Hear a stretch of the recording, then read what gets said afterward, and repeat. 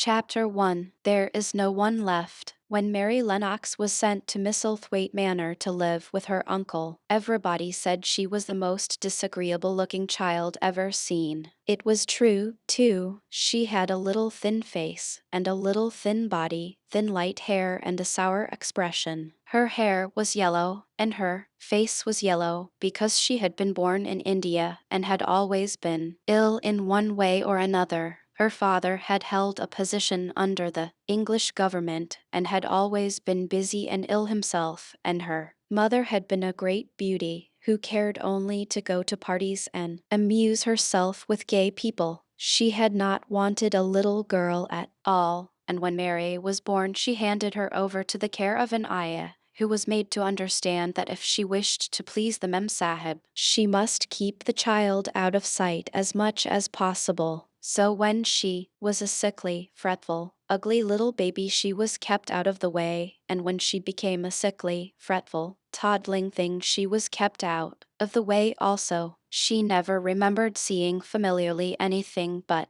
the dark faces of her ayah and the other native servants, and as they always obeyed her and gave her her own way in everything, because the Mem Sahib would be angry if she was disturbed by her crying. By the time she was 6 years old she was as tyrannical and selfish a little pig as ever lived. The young English governess who came to teach her to read and write disliked her so much that she gave up her place in 3 months, and when other governesses came to try to fill it they always went away in a shorter time than the first one. So, if Mary had not chosen to really want to know how to read books she would never have learned her letters at all. One frightfully hot morning, when she was about 9 years old, she awakened feeling very cross, and she became crosser still when she saw that the servant who stood by her bedside was not her ayah. "Why did you come?" she said to the strange woman. "I will not let you stay. Send my ayah to me." The woman looked frightened,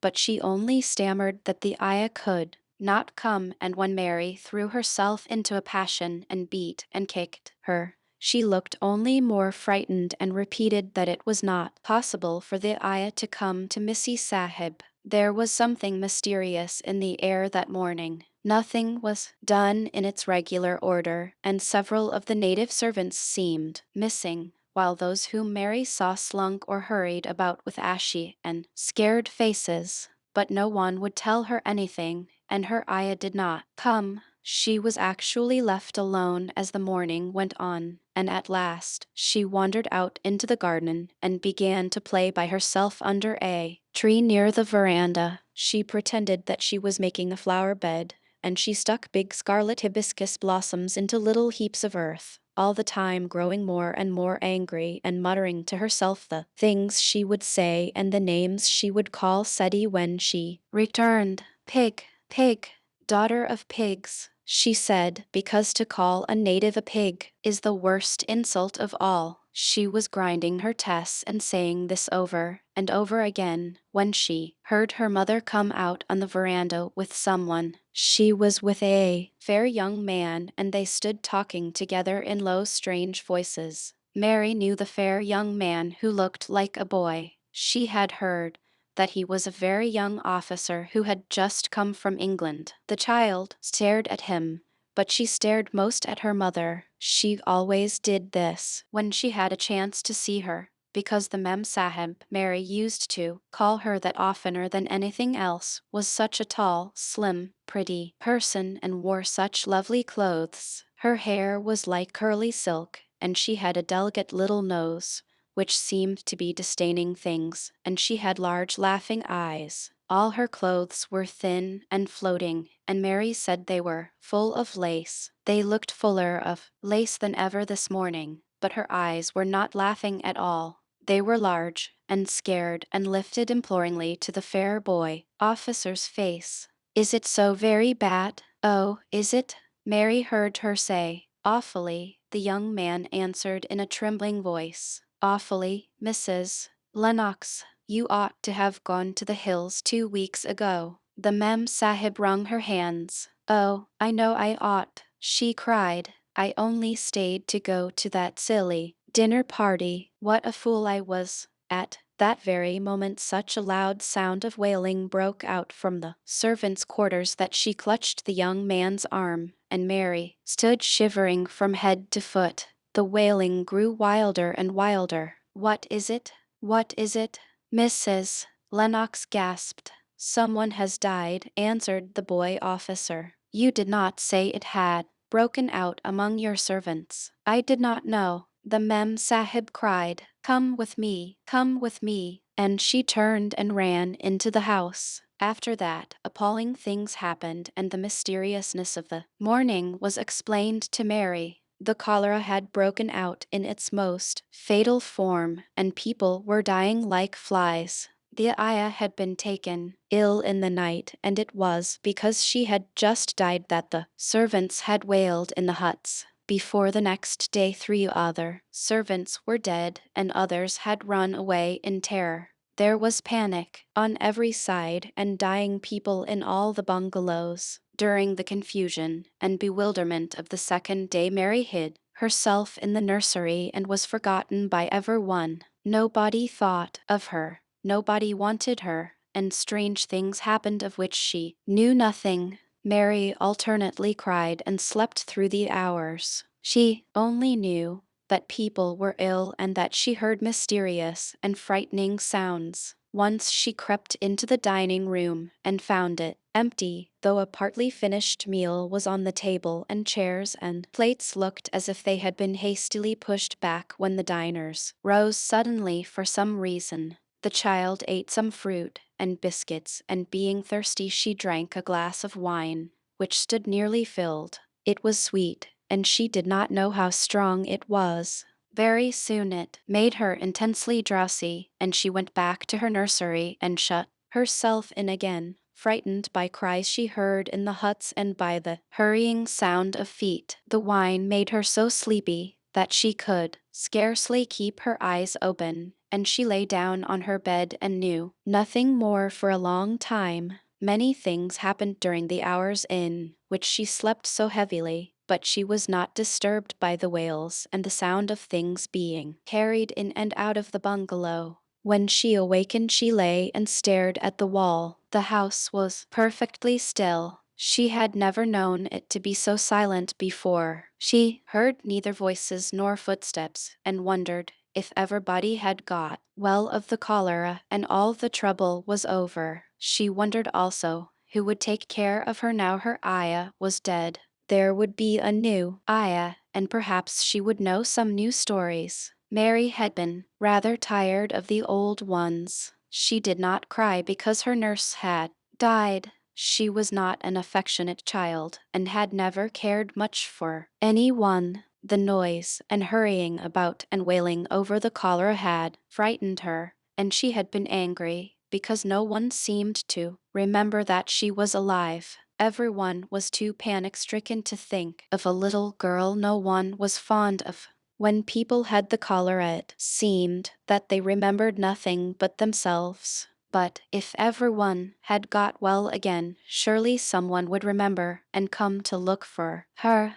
But no one came, and as she lay waiting, the house seemed to grow more and more silent. She heard something rustling on the matting, and when she looked down she saw a little snake gliding along and watching her with eyes like jewels. She was not frightened, because he was a harmless little thing who would not hurt her, and he seemed in a hurry to get out of the room. He slipped under the door as she watched him. "How queer and quiet it is," she said. "It sounds as if there were no one in the bungalow but me and the snake." Almost the next minute she heard footsteps in the compound, and then on the veranda. They were men's footsteps, and the men entered the bungalow and talked in low voices. No one went to meet or speak to them, and they seemed to open doors and look into rooms. "What desolation," she heard one voice say. "That pretty, pretty woman. I suppose the child, too. I heard there was a child, though no one ever saw her." Mary was standing in the middle of the nursery when they opened the door a few minutes later. She looked an ugly, cross little thing, and was frowning because she was beginning to be hungry and feel disgracefully neglected. The first man who came in was a large officer she had once seen talking to her father. He looked tired and troubled, but when he saw her he was so startled that he'd almost jumped back. "Barney," he cried out, "there is a child here, a child alone, in a place like this. Mercy on us, who is she?" "I am Mary Lennox," the little girl said, drawing herself up stiffly. She thought the man was very rude to call her father's bungalow a place like this. "I fell asleep when everyone had the cholera and I have only just wakened up. Why does nobody come?" "It is the child no one ever saw," exclaimed the man, turning to his companions. "She has actually been forgotten." "Why was I forgotten?" Mary said, stamping her foot. "Why does nobody come?" The young man, whose name was Barney, looked at her very sadly. Mary Evening thought she saw him wink his eyes as if to wink tears away. "Poor little kid," he said. "There is nobody left to come." It was in that strange and sudden way that Mary found out that she had neither father nor mother left, that they had died and been carried away in the night, and that the few native servants who had not died also had left the house as quickly as they could get out of it, none of them even remembering that there was a Missy Sahib. That was why the place was so quiet. Chapter 2. Mistress Mary Quite Contrary. Mary had liked to look at her mother from a distance, and she had thought her very pretty, but as she knew very little of her she could scarcely have been expected to love her or to miss her very much. When she was gone, she did not miss her at all, in fact, and as she was a self-absorbed child she gave her entire thought to herself, as she had always done. If she had been older she would no doubt have been very anxious at being left alone in the world, but she was very young, and as she had always been taken care of, she supposed she always would be. What she thought was that she would like to know if she was going to nice people who would be polite to her and give her her own way as her Aya and the other native servants had done. She knew that she was not going to stay at the English clergyman's house where she was taken at first. She did not want to stay.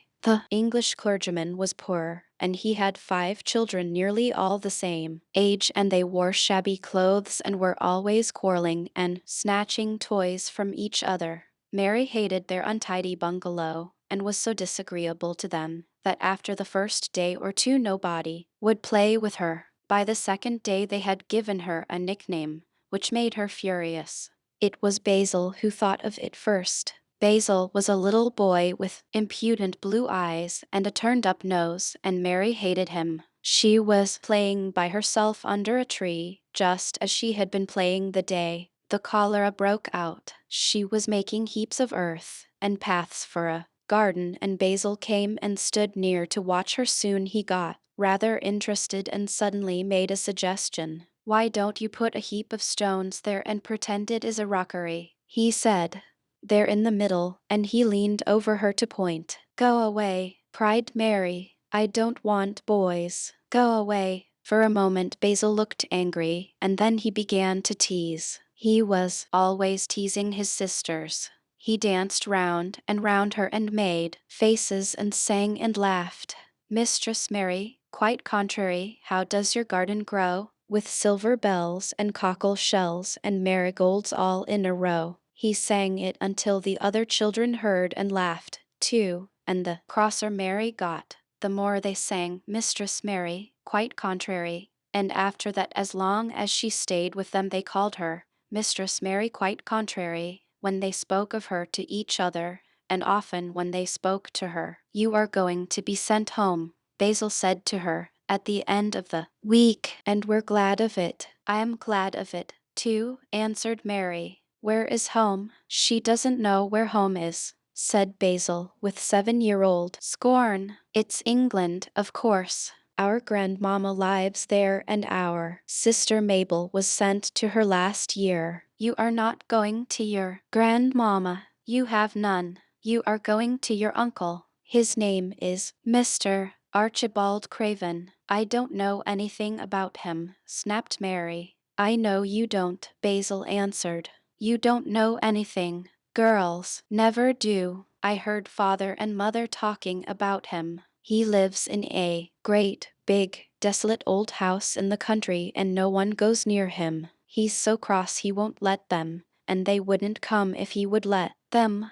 He's a hunchback, and he's horrid. I don't believe you, said Mary, and she turned her back and stuck her fingers in her ears, because she would not listen any more. But she thought over it a great deal afterward, and when Mrs. Crawford told her that night that she was going to sail away to England in a few days and go to her uncle, Mr. Archibald Craven, who lived at Misselthwaite Manor, she looked so stony and stubbornly uninterested that they did not know what to think about her. They tried to be kind to her, but she only turned her face away when Mrs. Crawford attempted to kiss her, and held herself stiffly when Mr. Crawford patted her shoulder. She is such a plain child, Mrs. Crawford said pityingly afterward. And her mother was such a pretty creature. She had a very pretty manner, too, and Mary has the most unattractive ways I ever saw in a child.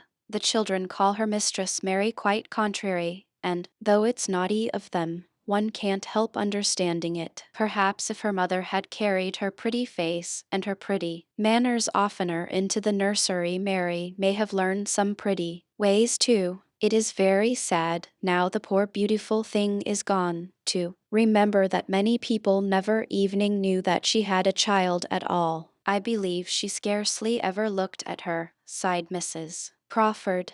When her ayah was dead there was no one to give a thought to the little thing. Think of the servants running away and leaving her all alone in that deserted bungalow. Colonel McGrew said he nearly jumped out of his skin when he opened the door and found her standing by herself in the middle of the room. Mary made the long voyage to England under the care of an officer's wife, who was taking her children to leave them in a boarding school. She was very much absorbed in her own little boy and girl, and was rather glad to hand the child over to the woman Mr. Archibald Craven sent to meet her in London. The woman was his housekeeper at Misselthwaite Manor, and her name was Mrs. Medlock. She was a stout woman with very red cheeks and sharp black eyes. She wore a very purple dress, a black silk mantle with jet fringe on it, and a black bonnet with purple velvet flowers, which stuck up and trembled when she moved her head. Mary did not like her at all, but as she very seldom liked people, there was nothing remarkable in that. Besides which, it was very evident Mrs. Medlock did not think much of her. My word, she's a plain little piece of goods, she said.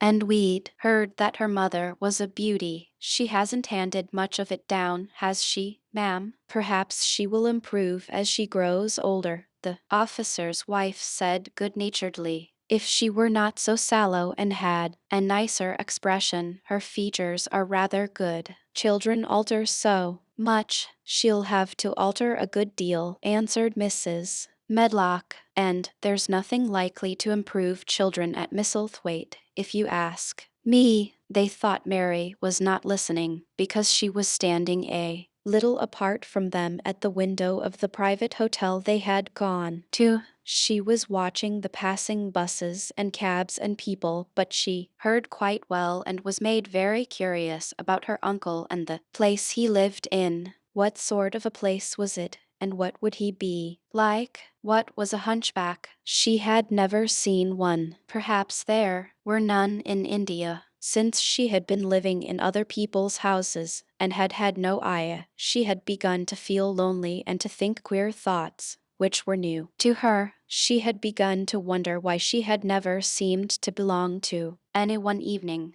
when her father and mother had been alive, other children seemed to belong to their fathers and mothers, but she had never seemed to really be anyone's little girl. She had had servants and food and clothes, but no one had taken any notice of her. She did not know that this was because she was a disagreeable child, but then, of course, she did not know she was disagreeable. She often thought that other people were, but she did not know that she was so herself. She thought Mrs. Medlock the most disagreeable person she had ever seen, with her common, highly colored face and her common fine bonnet. When the next day they set out on their journey to Yorkshire, she walked through the station to the railway carriage with her head up and trying to keep as far away from her as she could, because she did not want to seem to belong to her. It would have made her angry to think people imagined she was her little girl. But Mrs.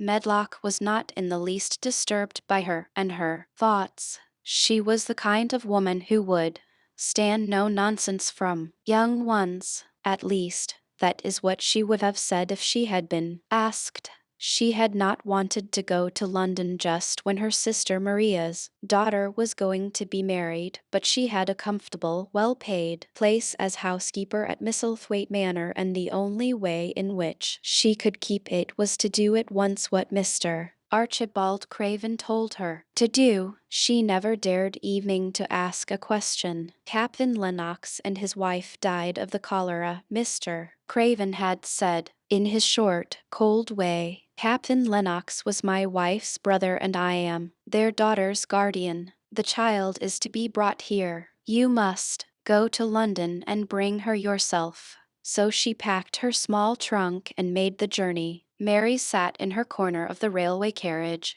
and looked plain and fretful. She had nothing to read or to look at, and she had folded her thin little black-gloved hands in her lap. Her black dress made her look yellower than ever, and her limp light hair straggled from under her black crape hat. A more marred-looking young one I never saw in my life, Mrs. Medlock thought. Marred is a Yorkshire word and means spoiled and pettish. She had never seen a child who sat so still without doing anything, and at last she got tired of watching her and began to talk in a brisk, hard voice. I suppose I may as well tell you something about where you are going to, she said.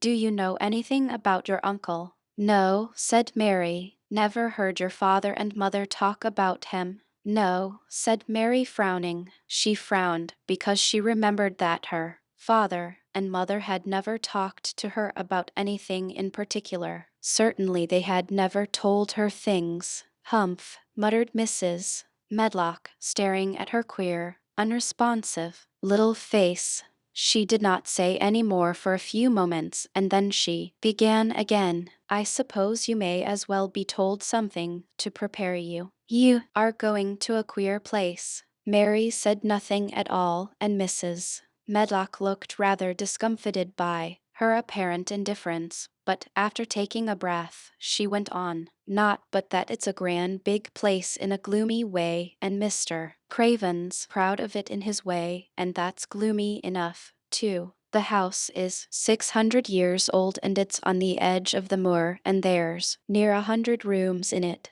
though most of them's shut up and locked. And there's pictures and fine old furniture and things that's been there for ages, and there's a big park round it and gardens and trees with branches trailing to the ground, some of them. She paused and took another breath.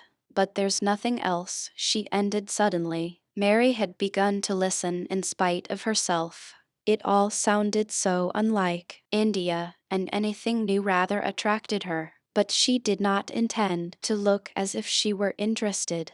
That was one of her unhappy, disagreeable ways. So she sat still. Well, said Mrs. Medlock, what do you think of it? Nothing, she answered. I know nothing about such places. That made Mrs. Medlock laugh a short sort of laugh. Eh, she said, but you are like an old woman. Don't you care? It doesn't matter, said Mary, whether I care or not. You are right enough there, said Mrs. Medlock. It doesn't. What? You're to be kept at Misselthwaite Manor for I don't know, unless, because it's the easiest way. He's not going to trouble himself about you, that's sure and certain. He never troubles himself about no one. She stopped herself as if she had just remembered something in time. He's got a crooked back, she said. That set him wrong. He was a sour young man and got no good of all his money and big place till he was married.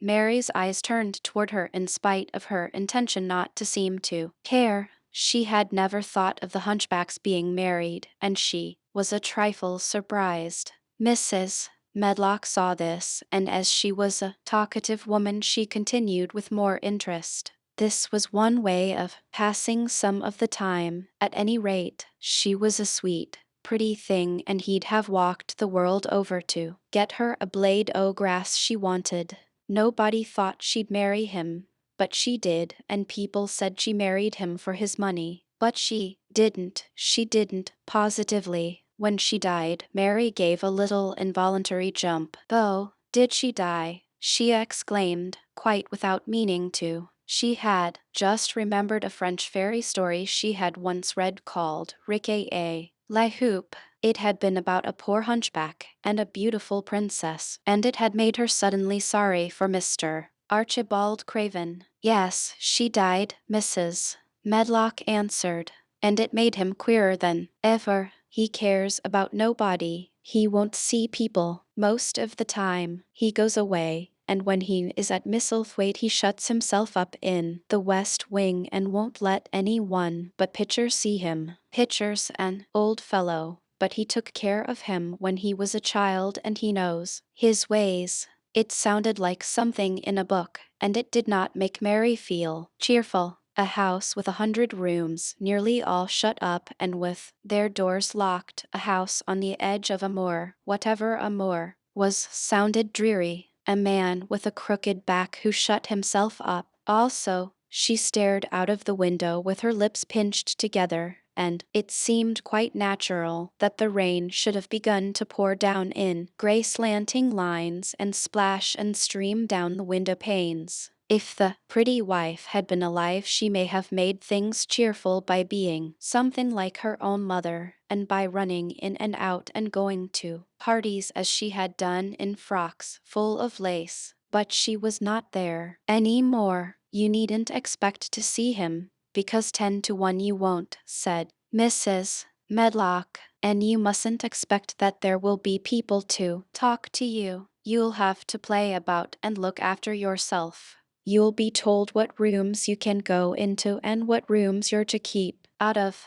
There's gardens enough, but when you're in the house don't go wandering and poking about. Mr. Craven won't have it." "I shall not want to go poking about," said sour little Mary, and just as suddenly as she had begun to be rather sorry for Mr. Archibald Craven, she began to cease to be sorry and to think he was unpleasant enough to deserve all that had happened to him. And she turned her face toward the streaming panes of the window of the railway carriage and gazed out at the gray rainstorm, which looked as if it would go on forever and ever. Chapter 3. Across the moor. She slept a long time, and when she awakened, Mrs. Medlock had bought a lunch basket at one of the stations, and they had some chicken and cold beef and bread and butter and some hot tea. The rain seemed to be streaming down more heavily than ever, and everybody in the station wore wet and glistening waterproofs. The guard lighted the lamps in the carriage, and Mrs. Medlock cheered up very much over her tea and chicken and beef. She ate a great deal and afterward fell asleep herself, and Mary sat and stared at her and watched her fine bonnet slip on one side until she herself fell asleep once more in the corner of the carriage, lulled by the splashing of the rain against the windows. It was quite dark when she awakened again. The train had stopped at a station and Mrs. Medlock was shaking her. "You have had a sleep," she said. "It's time to open your eyes. We're at Thwaite Station and we've got a long drive before us."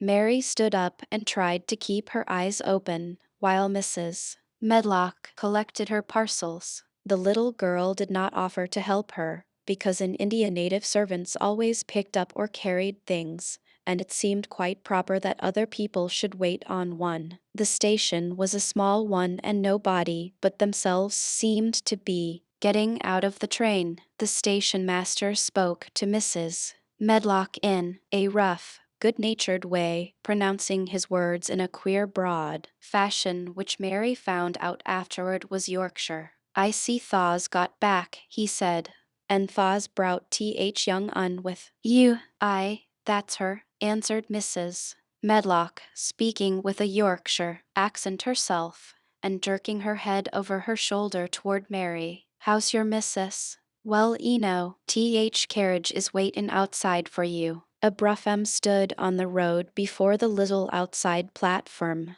Mary saw that it was a smart carriage and that it was a smart footman who helped her in. His long waterproof coat and the waterproof covering of his hat were shining and dripping with rain as everything was, the burly station master included. When he shut the door, mounted the box with the coachman, and they drove off, the little girl found herself seated in a comfortably cushioned corner, but she was not inclined to go to sleep again. She sat and looked out of the window, curious to see something of the road, over which she was being driven to the queer place Mrs. Medlock had spoken of. She was not at all a timid child, and she was not exactly frightened, but she felt that there was no knowing what may happen in a house with 100 rooms nearly all shut up, a house standing on the edge of a moor. "What is a moor?" she said suddenly to Mrs.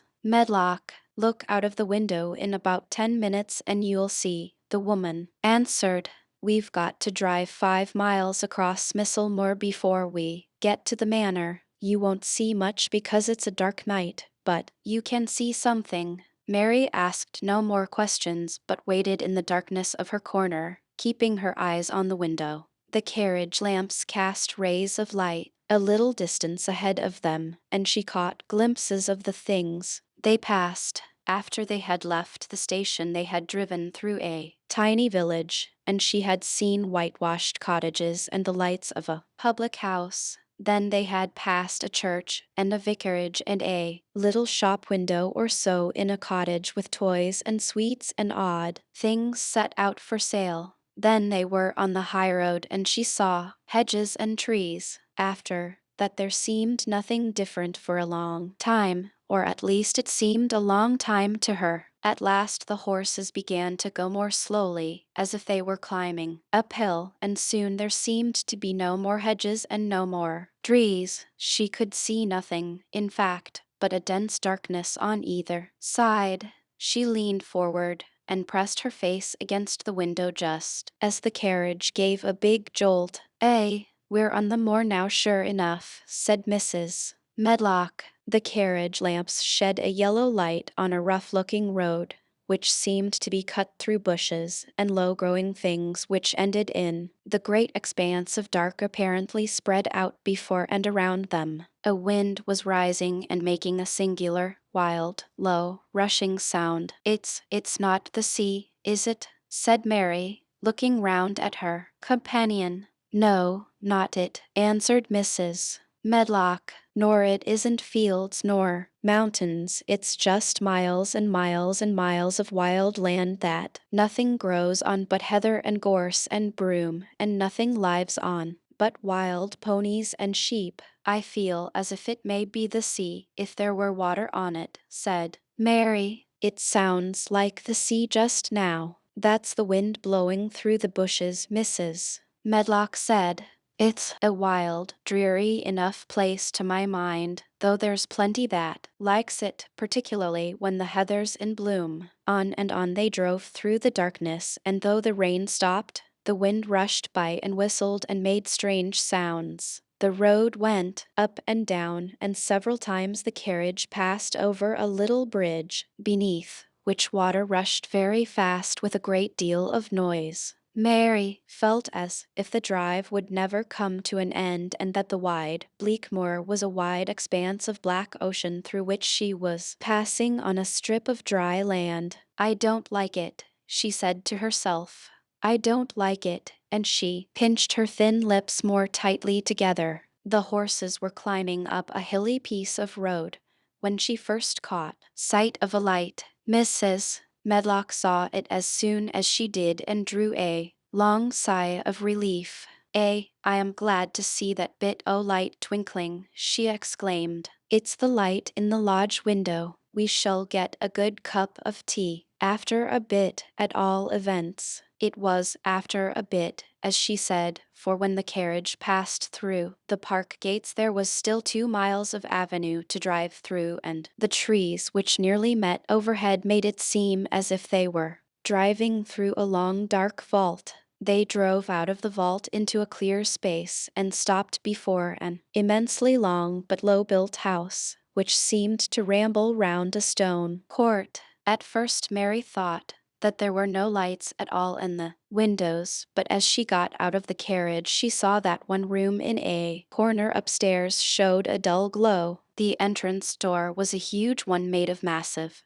curiously shaped panels of oak studded with big iron nails and bound with great iron bars. It opened into an enormous hall, which was so dimly lighted that the faces in the portraits on the walls and the figures in the suits of armor made Mary feel that she did not want to look at them. As she stood on the stone floor she looked a very small, odd little black figure, and she felt as small and lost and odd as she looked. A neat, thin old man stood near the manservant, who opened the door for them. "You are to take her to her room," he said in a husky voice. "He doesn't want to see her. He's going to London in the morning." "Very well, Mr. Pitcher," Mrs. Medlock answered. "So long as I know what's expected of me, I can manage." "What's expected of you, Mrs. Medlock?" Mr. Pitcher said. "Is that you? Make sure that he's not disturbed and that he doesn't see what he doesn't want to see." And then Mary Lennox was led up a broad staircase, and down a long corridor and up a short flight of steps and through another corridor and another, until a door opened in a wall and she found herself in a room with a fire in it and a supper on a table. Mrs. Medlock said unceremoniously, "Well, here you are. This room and the next are where you'll live, and you must keep to them." Chapter 4. Martha. When she opened her eyes in the morning it was because a young housemaid had come into her room to light the fire, and was kneeling on the hearthrug raking out the cinders noisily. Mary lay and watched her for a few moments and then began to look about the room. She had never seen a room at all like it and thought it curious and gloomy. The walls were covered with tapestry with a forest scene embroidered on it. There were fantastically dressed people under the trees, and in the distance there was a glimpse of the turrets of a castle. There were hunters and horses and dogs and ladies. Mary felt as if she were in the forest with them. Out of a deep window she could see a great climbing stretch of land which seemed to have no trees on it, and to look rather like an endless, dull, purplish sea. "What is that?" she said, pointing out of the window. Martha, the young housemaid, who had just risen to her feet, looked and pointed also. "That there," she said. "Yes, that's T.H. Moore," with a good-natured grin. "Does thaw like it?" "No," answered Mary. "I hate it." "That's because that not used to it," Martha said, going back to her hearth. "Thaw thinks it's too big and bare now, but Thaw will like it." "Do you?" inquired Mary. "That I do," answered Martha, cheerfully polishing away at the grate. "I just love it. It's none bare. It's covered wi' growin' things as smells sweet. It's fair lovely in spring and summer when gorse and broom and heather's in flower. It smells o' honey and there's such a lot o' fresh air, and sky looks so high, and bees and skylarks makes such a nice noise hummin' and singin'. I wouldn't live away from Moore for anythin'." Mary listened to her with a grave, puzzled expression. The native servants she had been used to in India were not in the least like this. They were obsequious and servile and did not presume to talk to their masters as if they were their equals. They made salams and called them protector of the poor and names of that sort. Indian servants were commanded to do things not asked. It was not the custom to say please and thank you, and Mary had always slapped her ayah in the face when she was angry. She wondered a little what this girl would do if one slapped her in the face. She was a round, rosy, good-natured looking creature, but she had a sturdy way which made Mistress Mary wonder if she may not evening slap back, if the person who slapped her was only a little girl. You are a strange servant, she said from her pillows rather haughtily. Martha sat up on her heels, with her blacking brush in her hand, and laughed, without seeming the least out of temper. I know that, she said.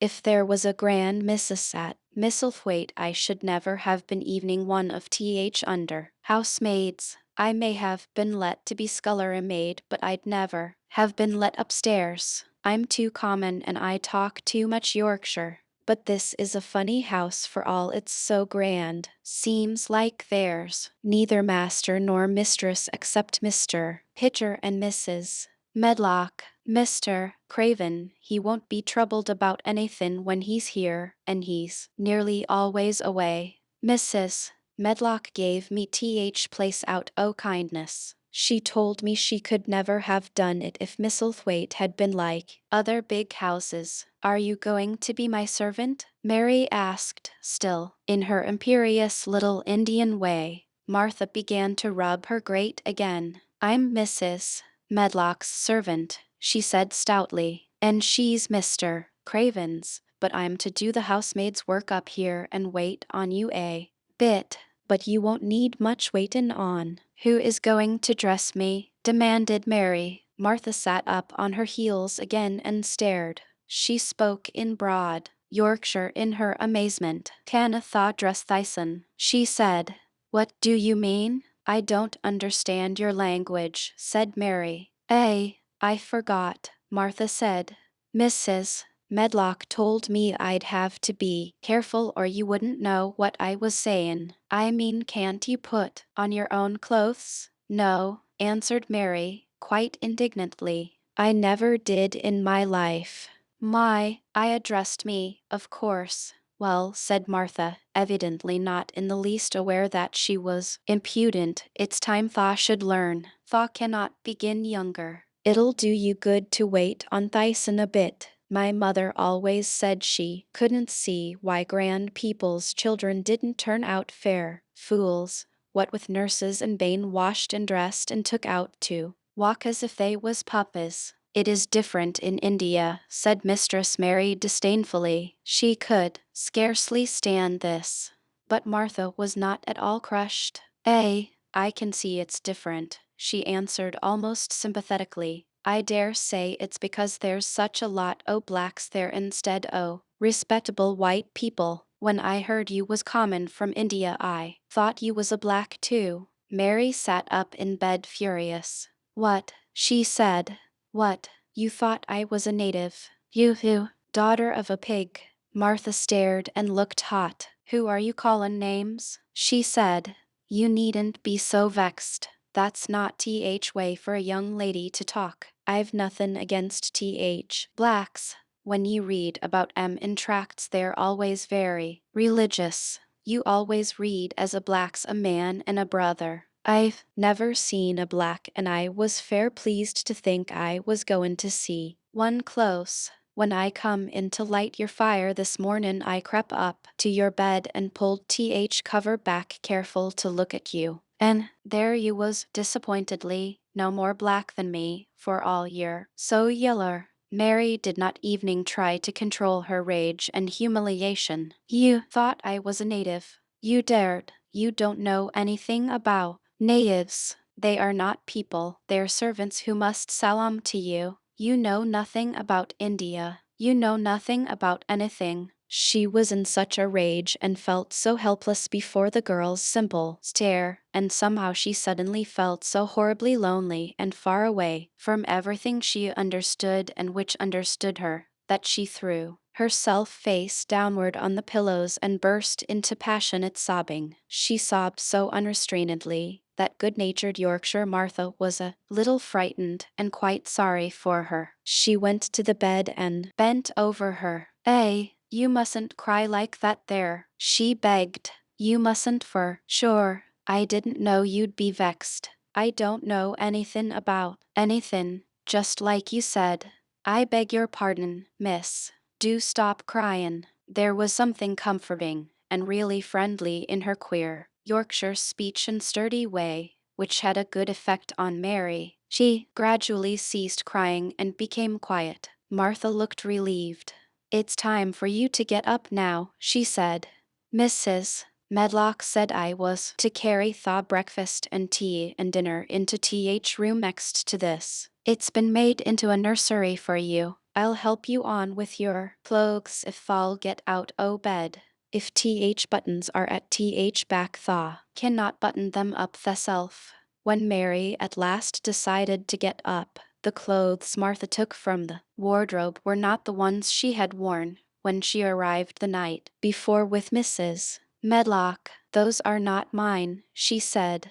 "Mine are black." She looked the thick white wool coat and dress over, and added with cool approval, "Those are nicer than mine." "These are ones thaw must put on," Martha answered. "Mr. Craven ordered Mrs. Medlock to get 'em in London. He said I won't have a child dressed in black wanderin' about like a lost soul, he said.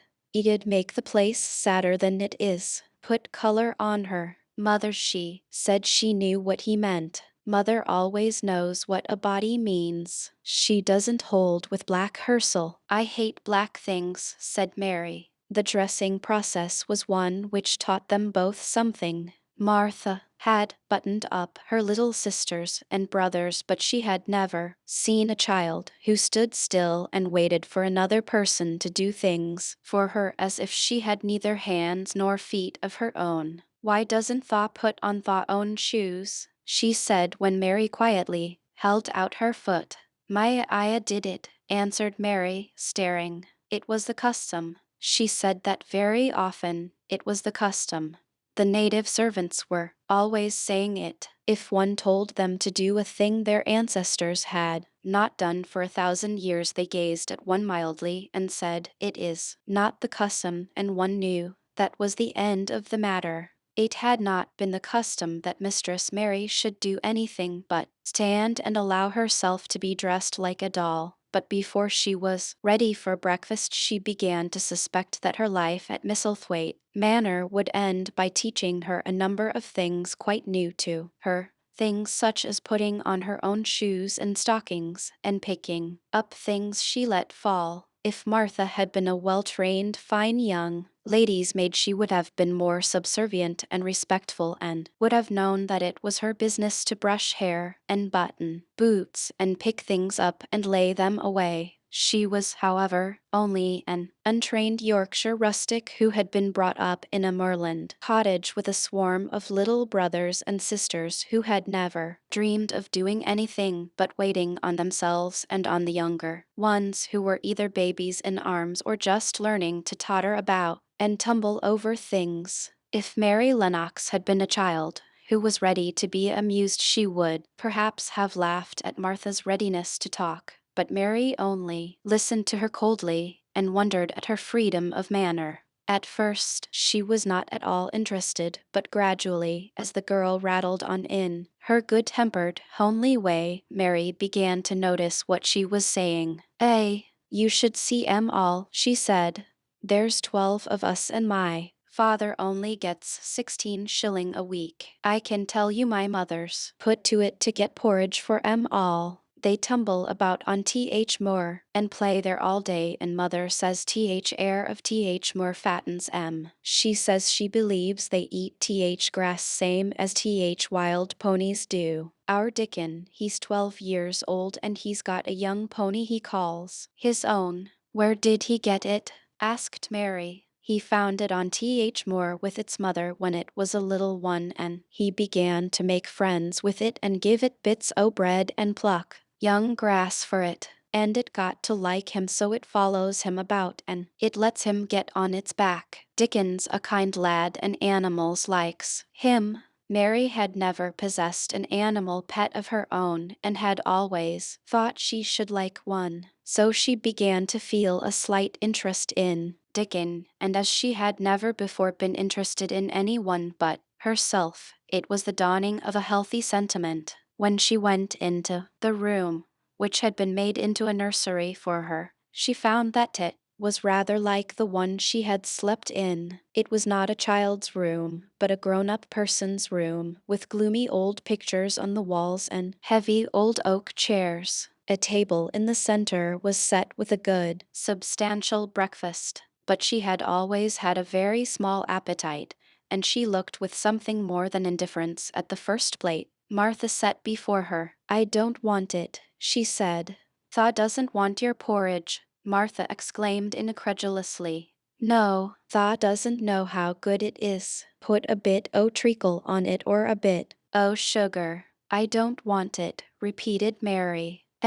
Said Martha, "I can't abide to see good victuals go to waste. If our children was at this table they'd clean it bare in 5 minutes." "Why?" said Mary coldly. "Why?" echoed Martha. "Because they scarce ever had their stomachs full in their lives. They're as hungry as young hawks and foxes." "I don't know what it is to be hungry," said Mary, with the indifference of ignorance. Martha looked indignant. "Well, it would do you good to try it. I can see that plain enough," she said outspokenly. "I've no patience with folk as sits and just stares at good bread and meat. My word, don't I wish Dickon and Phil and Jane and rest of 'em had what's here under their pinafores." "Why don't you take it to them?" suggested Mary. "It's not mine," answered Martha stoutly. "And this isn't my day out. I get my day out once a month, same as rest. Then I go home and clean up for mother and give her a day's rest." Mary drank some tea and ate a little toast and some marmalade. "You wrap up warm and run out and play, you," said Martha. "It'll do you good and give you some stomach for your meat." Mary went to the window. There were gardens and paths and big trees, but everything looked dull and wintry. "Out? Why should I go out on a day like this?" "Well, if Thaw doesn't go out thou'lt have to stay in, and what has Thaw got to do?" Mary glanced about her. There was nothing to do. When Mrs. Medlock had prepared the nursery she had not thought of amusement. "Perhaps it would be better to go and see what the gardens were like." "Who will go with me?" she inquired. Martha stared. "You'll go by yourself," she answered. "You'll have to learn to play, like other children does when they haven't got sisters and brothers. Our Dickon goes off on more by himself and plays for hours. That's how he made friends with Pony. He's got sheep on more that knows him, and birds as comes and eats out of his hand. However little there is to eat, he always saves a bit o' his bread to coax his pets." It was really this mention of Dickon which made Mary decide to go out, though she was not aware of it. There would be birds outside, though there would not be ponies or sheep. They would be different from the birds in India, and it may amuse her to look at them. Martha found her coat and hat for her and a pair of stout little boots, and she showed her her way downstairs. "If Thaw goes round that way Thaw'll come to Gardens," she said, pointing to a gate in a wall of shrubbery. "There's lots o' flowers in summertime, but there's nothin' bloomin' now." She seemed to hesitate a second before she added, "One of Gardens is locked up. No one has been in it for 10 years. "Why?" asked Mary in spite of herself. Here was another locked door, added to the 100 in the strange house. "Mr. Craven had it shut when his wife died so sudden. He won't let no one go inside. It was her garden. He locked door and dug a hole and buried key. There's Mrs. Medlock's bell ringing. I must run." After she was gone, Mary turned down the walk which led to the door in the shrubbery. She could not help thinking about the garden, which no one had been into for 10 years. She wondered what it would look like, and whether there were any flowers still alive in it. When she had passed through the shrubbery gate, she found herself in great gardens, with wide lawns and winding walks with clipped borders. There were trees and flower beds and evergreens clipped into strange shapes, and a large pool with an old gray fountain in its amid. But the flower beds were bare and wintry, and the fountain was not playing. This was not the garden which was shut up. How could a garden be shut up? You could always walk into a garden. She was just thinking this when she saw that, at the end of the path she was following, there seemed to be a long wall with ivy growing over it. She was not familiar enough with England to know that she was coming upon the kitchen gardens where the vegetables and fruit were growing. She went toward the wall and found that there was a green door in the ivy and that it stood open. This was not the closed garden, evidently, and she could go into it. She went through the door and found that it was a garden with walls all round it, and that it was only one of several walled gardens which seemed to open into one another. She saw another open green door, revealing bushes and pathways between beds containing winter vegetables. Fruit trees were trained flat against the wall, and over some of the beds there were glass frames. The place was bare and ugly enough, Mary thought, as she stood and stared about her. It may be nicer in summer when things were green, but there was nothing pretty about it now. Soon an old man with a spade over his shoulder walked through the door leading from the second garden. He looked startled when he saw Mary, and then touched his cap. He had a surly old face, and did not seem at all pleased to see her, but then she was displeased with his garden and wore her quite contrary expression, and certainly did not seem at all pleased to see him. "What is this place?" she asked. "1OTH Kitchen Gardens," he answered. "What is that?" said Mary, pointing through the other green door. "Another of M shortly. There's another on t'other side o' th wall, and there's th orchard t'other side o' that." "Can I go in them?" asked Mary. "If tha likes, but there's nowt to see." Mary made no response. She went down the path and through the second green door. There she found more walls and winter vegetables and glass frames, but in the second wall there was another green door, and it was not open. Perhaps it led into the garden, which no one had seen for 10 years. As she was not at all a timid child, and always did what she wanted to do, Mary went to the green door and turned the handle. She hoped the door would not open, because she wanted to be sure she had found the mysterious garden, but it did open quite easily, and she walked through it and found herself in an orchard.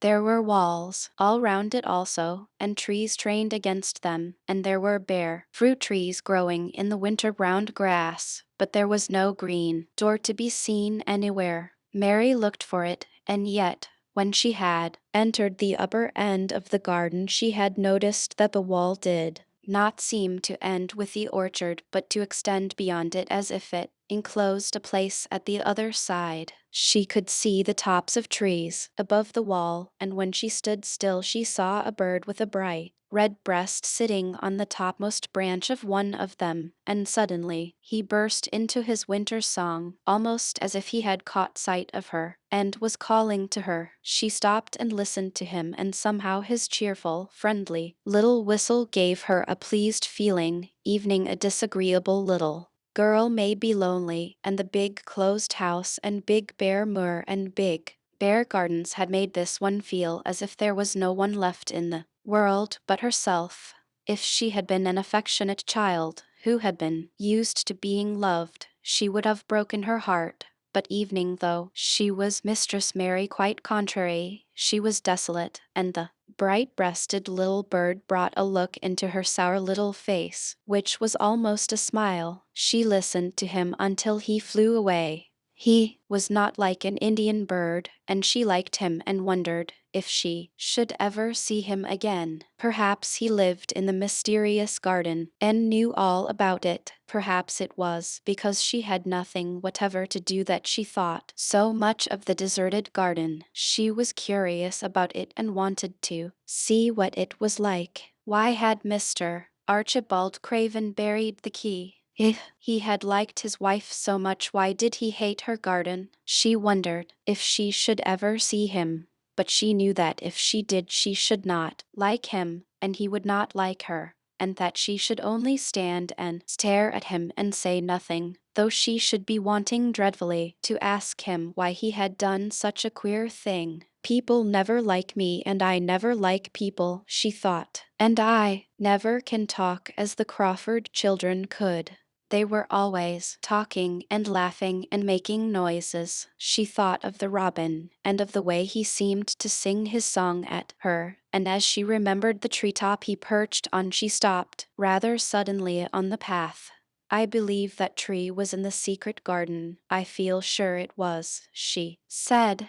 There was a wall round the place, and there was no door. She walked back into the first kitchen garden she had entered, and found the old man digging there. She went and stood beside him and watched him a few moments in her cold little way. He took no notice of her, and so at last she spoke to him. I have been into the other gardens, she said.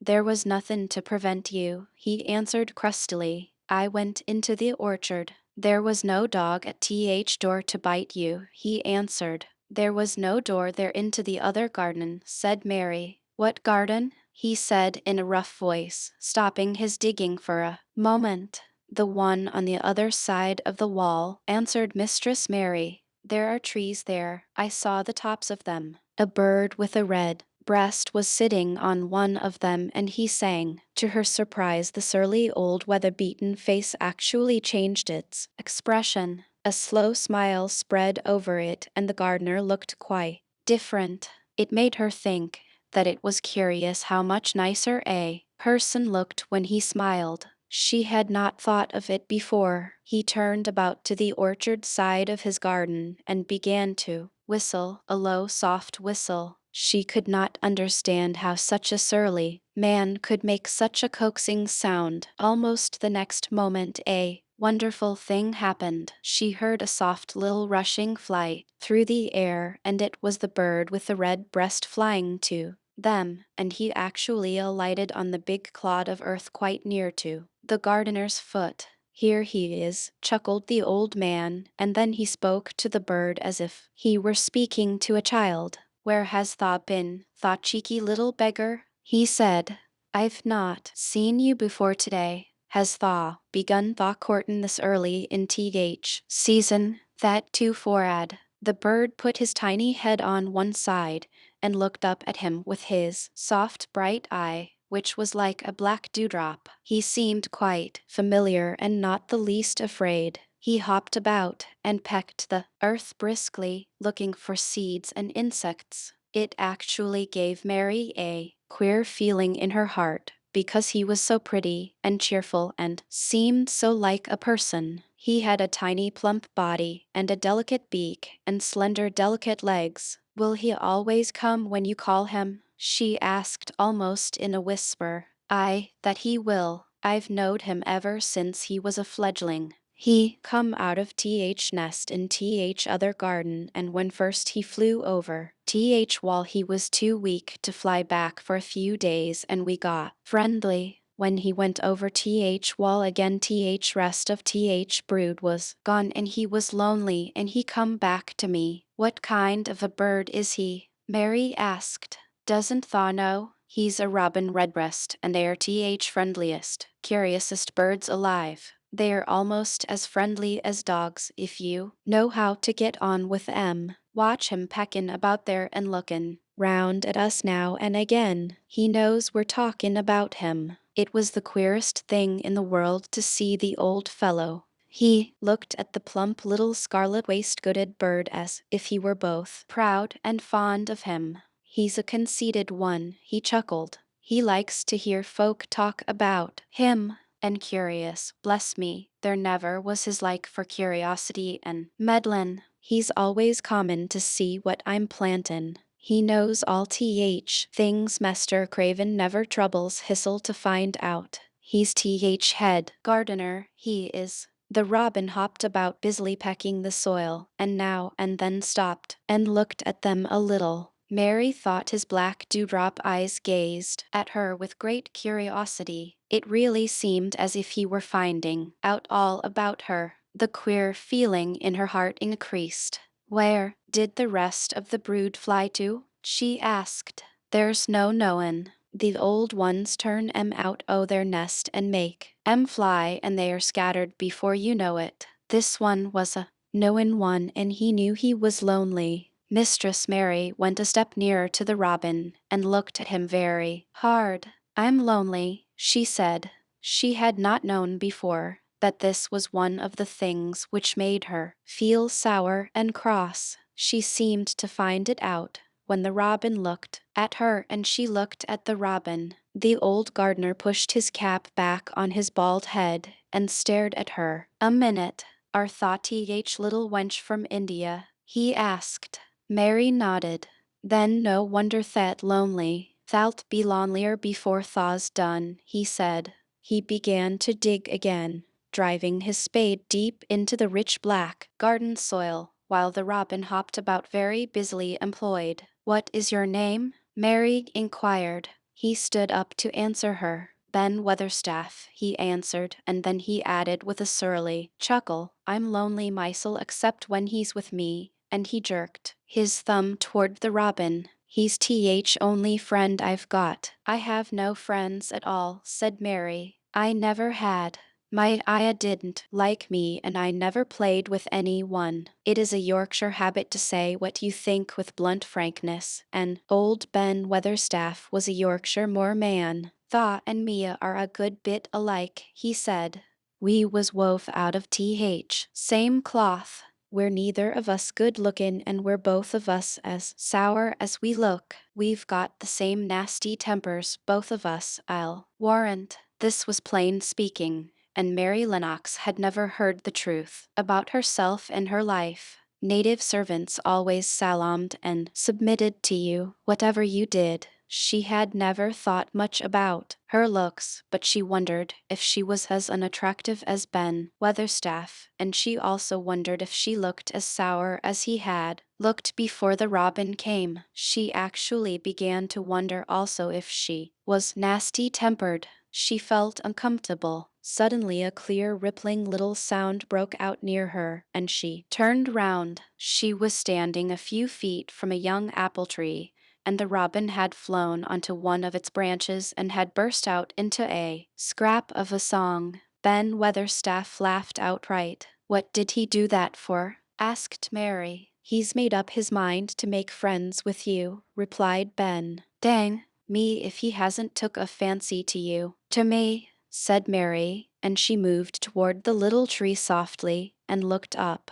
Would you make friends with me? She said to the robin just as if she was speaking to a person. Would you? And she did not say it either, in her hard little voice or in her imperious Indian voice, but in a tone so soft and eager and coaxing that Ben Weatherstaff was as surprised as she had been when she heard him whistle. Why, he cried out. Thaw said that as nice and human as if Thaw was a real child instead of a sharp old woman. Thaw said it almost like Dickon talks to his wild things on Moor. Do you know Dickon? Mary asked, turning round rather in a hurry. Everybody knows him. Dickon's wanderin' about everywhere. Very. Blackberries and heatherbells knows him. I warrant Foxes shows him where their cubs lies and Skylarks doesn't hide their nests from him. Mary would have liked to ask some more questions. She was almost as curious about Dickon as she was about the deserted garden. But just that moment the robin, who had ended his song, gave a little shake of his wings, spread them and flew away. He had made his visit and had other things to do. He has flown over the wall, Mary cried out, watching him. He has flown into the orchard, he has flown across the other wall, into the garden where there is no door. He lives there, said old Ben. He came out o' egg there. He's courtin', he's mackin' up to some young madam of a robin that lives among old rose trees there. Rose trees, said Mary. Are there rose trees? Ben Weatherstaff took up his spade again and began to dig. There was 10 year ago, he mumbled. I should like to see them, said Mary. Where is the green door? There must be a door somewhere. Ben drove his spade deep and looked as uncompanionable as he had looked when she first saw him. There was 10 year ago, but there isn't now, he said. No door, cried Mary. There must be none as any one can find, and none as is any one's business. Don't you be a meddlesome wench and poke your nose where it's no cause to go. Here, I must go on with my work. Get you gone and play you. Chapter 5. The Cry in the Corridor. At first each day, which passed by for Mary Lennox, was exactly like the others. Every morning she awoke in her tapestried room, and found Martha kneeling upon the hearth building her fire. Every morning she ate her breakfast in the nursery, which had nothing amusing in it, and after each breakfast she gazed out of the window across to the huge moor which seemed to spread out on all sides and climb up to the sky, and after she had stared for a while she realized that if she did not go out she would have to stay in and do nothing, and so she went out. She did not know that this was the best thing she could have done, and she did not know that when she began to walk quickly or evening run along the paths and down the avenue, she was stirring her slow blood and making herself stronger by fighting with the wind which swept down from the moor. She ran only to make herself warm, and she hated the wind, which rushed at her face, and roared and held her back as if it were some giant she could not see. But the big breaths of rough, fresh air blown over the heather filled her lungs with something which was good for her whole thin body, and whipped some red color into her cheeks and brightened her dull eyes when she did not know anything about it. But after a few days spent almost entirely out of doors, she wakened one morning knowing what it was to be hungry, and when she sat down to her breakfast she did not glance disdainfully at her porridge and push it away, but took up her spoon and began to eat it and went on eating it until her bowl was empty. Thaw got on well enough with that this morning, didn't Thaw? Said Martha. It tastes nice today, said Mary, feeling a little surprised herself. It's air of more that's given you stomach for Thaw. Victuals, answered Martha. It's lucky for you that Thaw's got victuals as well as appetite. There's been 12 in our cottage as had stomach and nothin' to put in it. You go on playin' you out doors every day and you'll get some flesh on your bones and you won't be so yeller. I don't play, said Mary. I have nothing to play with. Nothin' to play with, exclaimed Martha. Our children plays with sticks and stones. They just runs about and shouts and looks at things. Mary did not shout, but she looked at things. There was nothing else to do. She walked round and round the gardens and wandered about the paths in the park. Sometimes she looked for Ben Weatherstaff, but though several times she saw him at work he was too busy to look at her or was too surly. Once, when she was walking toward him, he picked up his spade and turned away as if he did it on purpose. One place she went to oftener than to any other. It was the long walk outside the gardens with the walls round them. There were bare flower beds on either side of it, and against the walls ivy grew thickly. There was one part of the wall where the creeping dark green leaves were more bushy than elsewhere. It seemed as if for a long time that part had been neglected. The rest of it had been clipped and made to look neat, but at this lower end of the walk it had not been trimmed at all. A few days after she had talked to Ben Weatherstaff, Mary stopped to noticed this and wondered why it was so. She had just paused and was looking up at a long spray of ivy swinging in the wind when she saw a gleam of scarlet and heard a brilliant chirp, and there, on the top of the wall, forward perched Ben Weatherstaff's Robin Redbreast, tilting forward to look at her with his small head on one side. "Oh," she cried out, "is it you? Is it you?" And it did not seem at all queer to her that she spoke to him as if she were sure that he would understand and answer her. He did answer. He twittered and chirped and hopped along the wall as if he were telling her all sorts of things. It seemed to Mistress Mary as if she understood him, too, though he was not speaking in words. It was as if he said, "Good morning. Isn't the wind nice? Isn't the sun nice? Isn't everything nice? Let us both chirp and hop and twitter. Come on, come on." Mary began to laugh, and as he hopped and took little flights along the wall, she ran after him. Poor little thin, sallow, ugly Mary, she actually looked almost pretty for a moment. "I like you, I like you," she cried out, pattering down the walk, and she chirped and tried to whistle, which last she did not know how to do in the least. But the robin seemed to be quite satisfied, and chirped and whistled back at her. At last he spread his wings and made a darting flight to the top of a tree, where he perched and sang loudly. That reminded Mary of the first time she had seen him. He had been swinging on a treetop then, and she had been standing in the orchard. Now she was on the other side of the orchard and standing in the path, outside a wall much lower down, and there was the same tree inside. "It's in the garden no one can go into," she said to herself. "It's the garden without a door. He lives in there. How I wish I could see what it is like." She ran up the walk to the green door she had entered the first morning. Then she ran down the path through the other door and then into the orchard, and when she stood and looked up there was the tree on the other side of the wall, and there was the robin just finishing his song and beginning to preen his feathers with his beak. "It is the garden," she said. "I am sure it is." She walked round and looked closely at that side of the orchard wall, but she only found what she had found before, that there was no door in it. Then she ran through the kitchen gardens again and out into the walk outside the long ivy-covered wall, and she walked to the end of it and looked at it, but there was no door, and then she walked to the other end, looking again, but there was no door. "It's very queer," she said. Ben Weatherstaff said there was no door, and there is no door, but there must have been one 10 years ago, because Mr. Craven buried the key. This gave her so much to think of that she began to be quite interested and feel that she was not sorry that she had come to Misselthwaite Manor. In India she had always felt hot and too languid to care much about anything.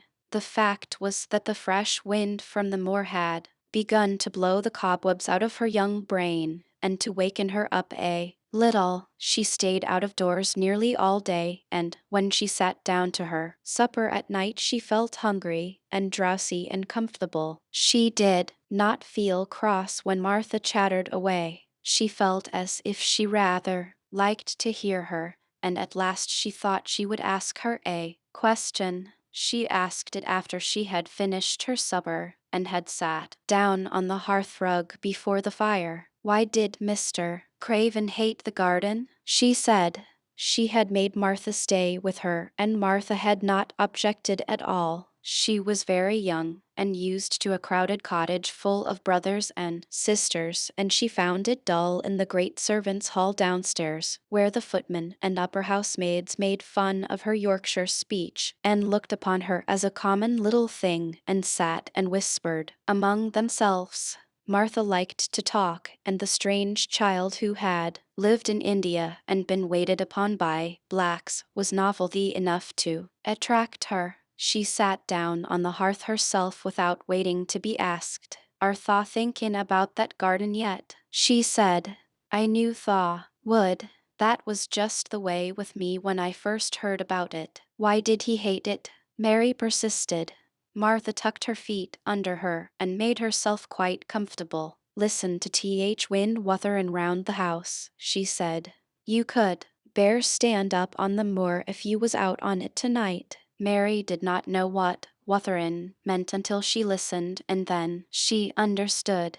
It must mean that hollow shuddering sort of roar which rushed round and round the house as if the giant no one could see were buffeting it and beating at the walls and windows to try to break in. But one knew he could not get in, and somehow it made one feel very safe and warm inside a room with a red coal fire. But why did he hate it so? She asked after she had listened. She intended to know if Martha did. Then Martha gave up her store of knowledge. Mind, she said, Mrs. Medlock said it's not to be talked about. There's lots o' things in this place that's not to be talked over. That's Mr. Craven's orders. His troubles are none servant's business, he says. But for th garden he wouldn't be like he is. It was Mrs. Craven's garden that she had made when first they were married, and she just loved it, and they used to tend the flowers themselves. And none o' th gardeners was ever let to go in. Him and her used to go in and shut th door and stay there hours and hours readin' and talkin'. And she was just a bit of a girl, and there was an old tree with a branch bent like a seat on it, and she made roses grow over it, and she used to sit there.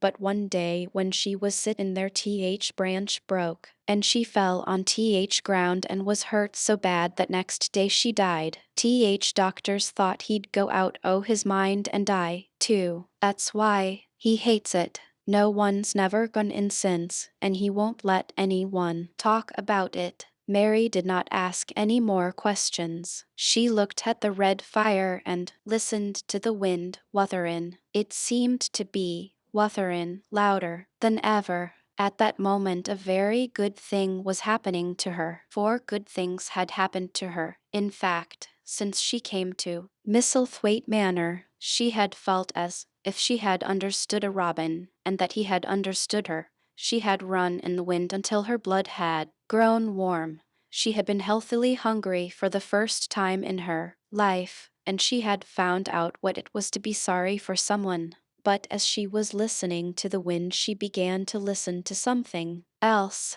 She did not know what it was, because at first she could scarcely distinguish it from the wind itself. It was a curious sound. It seemed almost as if a child were crying somewhere. Sometimes the wind sounded rather like a child crying, but soon Mistress Mary felt quite sure this sound was inside the house, not outside it. It was far away, but it was inside. She turned round and looked at Martha. Do you hear anyone crying? She said. Martha suddenly looked confused. No, she'd answered. It's th wind. Sometimes it sounds like as if someone was lost on th moor and Whalen. It's got all sorts o' sounds. But listen, said Mary. It's in the house, down one of those long corridors, and at that very moment a door must have been opened somewhere downstairs, for a great rushing draught blew along the passage, and the door of the room they sat in was blown open with a crash, and as they both jumped to their feet the light was blown out, and the crying sound was swept down the far corridor so that it was to be heard more plainly than ever. There, said Mary, I told you so. It is someone crying, and it isn't a grown-up person. Martha ran and shut the door and turned the key, but before she did it, they both heard the sound of a door in some far passage shutting with a bang, and then everything was quiet. For evening the wind ceased wutherin' for a few moments. It was th wind, said Martha stubbornly, and if it wasn't, it was little Betty Butterworth, th scullery maid. She's had th toothache all day. But something troubled and awkward in her manner made Mistress Mary stare very hard at her. Chapter 6. There was someone crying. There was. The next day the rain poured down in torrents again, and when Mary looked out of her window the moor was almost hidden by gray mist and cloud. There could be no going out today. "What do you do in your cottage when it rains like this?" she asked. "Martha, try to keep from under each other's feet mostly," Martha answered. There does seem a lot of us then. Mother's a good-tempered woman, but she gets fair moithered. The biggest ones goes out in th cow shed and plays there. Dickon he doesn't mind th wet. He goes out just same as if sun was shinin'. He says he sees things on rainy days as doesn't show when it's fair weather. He once found a little fox cub, half drowned in its hole, and he brought it home in bosom of his shirt to keep it warm. Its mother had been killed nearby, and hole was swum out, and rest litter was dead. He's got it at home now. He found a half-drowned young crow another time, and he brought it home, too, and tamed it. It's named Soot because it's so black, and it hops and flies about with him everywhere. The time had come when Mary had forgotten to resent Martha's familiar talk. She had evening begun to find it interesting, and to be sorry when she stopped or went away. The stories she had been told by her ayah when she lived in India had been quite unlike those Martha had to tell about the moorland cottage, which held 14 people who lived in 4 little rooms and never had quite enough to eat. The children seemed to tumble about and amuse themselves like a litter of rough, good-natured collie puppies. Mary was most attracted by the mother and Dickon. When Martha told stories of what mother said or did, they always sounded comfortable. "If I had a raven or a fox cub I could play with it," said Mary. I have nothing." Martha looked perplexed. "Can thaw knit?" she asked. "No," answered Mary. "Can thaw sew?" "No." "Can thaw read?" "Yes." "Then why doesn't thaw read somethin' or learn a bit o' spellin'? Thast old enough to be learnin' your book a good bit now." "I haven't any books," said Mary. "Those I had were left in India." "That's a pity," said Martha. "If Mrs. Medlock let you go into library, there's thousands o' books there." Mary did not ask where the library was because she was suddenly inspired by a new idea. She made up her mind to go and find it herself. She was not troubled about Mrs. Medlock. Mrs. Medlock seemed always to be in her comfortable housekeeper's sitting room downstairs. In this queer place one scarcely ever saw anyone at all. In fact, there was no one to see but the servants, and when their master was away they lived a luxurious life below stairs, where there was a huge kitchen hung about with shining brass and pewter, and a large servants' hall where there were 4 or 5 abundant meals eaten every day, and where a great deal of lively romping went on when Mrs. Medlock was out of the way. Mary's meals were served regularly, and Martha waited on her, but no one troubled themselves about her in the least. Mrs. Medlock came and looked at her every day or 2, but no one inquired what she did or told her what to do. She supposed that perhaps this was the English way of treating children. In India she had always been attended by her ayah, who had followed her about and waited on her, hand and foot. She had often been tired of her company. Now she was followed by nobody, and was learning to dress herself, because Martha looked as though she thought she was silly and stupid when she wanted to have things handed to her and put on. "Hasn't Thaw got good sense?" she said once, when Mary had stood waiting for her to put on her gloves for her. "Our Susan Ann is twice as sharp as you, and she's only 4-year-old. Sometimes Thaw looks fair soft in head." Mary had worn her contrary scowl for an hour after that, but it made her think several entirely new things. She stood at the window for about 10 minutes this morning after Martha had swept up the hearth for the last time and gone downstairs. She was thinking over the new idea which had come to her when she heard of the library. She did not care very much about the library itself, because she had read very few books, but to hear of it brought back to her mind the 100 rooms with closed doors. She wondered if they were all really locked, and what she would find if she could get into any of them. Were there 100 really? Why shouldn't she go and see how many doors she could count? It would be something to do on this morning, when she could not go out. She had never been taught to ask permission to do things, and she knew nothing at all about authority, so she would not have thought it necessary to ask Mrs. Medlock if she may walk about the house, evening if she had seen her. She opened the door of the room and went into the corridor, and then she began her wanderings. It was a long corridor, and it branched into other corridors, and it led her up short flights of steps, which mounted to others again.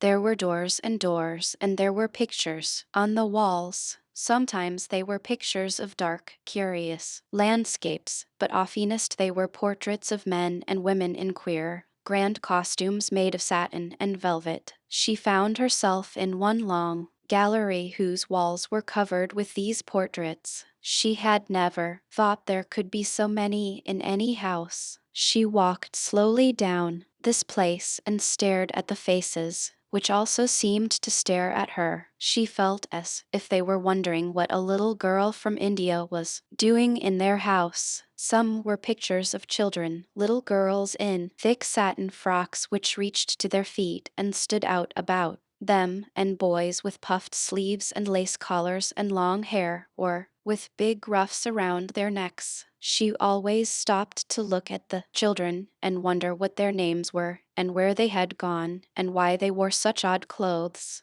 There was a stiff, plain little girl rather like herself. She wore a green brocade dress and held a green parrot on her finger. Her eyes had a sharp, curious look. "Where do you live now?" said Mary aloud to her. "I wish you were here." Surely no other little girl ever spent such a queer morning. It seemed as if there was no one in all the huge rambling house but her own small self, wandering about upstairs and down, through narrow passages and wide ones, where it seemed to her that no one but herself had ever walked. Since so many rooms had been built, people must have lived in them, but it all seemed so empty that she could not quite believe it true. It was not until she climbed to the second floor that she thought of turning the handle of a door. All the doors were shut, as Mrs. Medlock had said they were, but at last she put her hand on the handle of one of them and turned it. She was almost frightened for a moment when she felt that it turned without difficulty, and that when she pushed upon the door itself it slowly and heavily opened. It was a massive door, and opened into a big bedroom.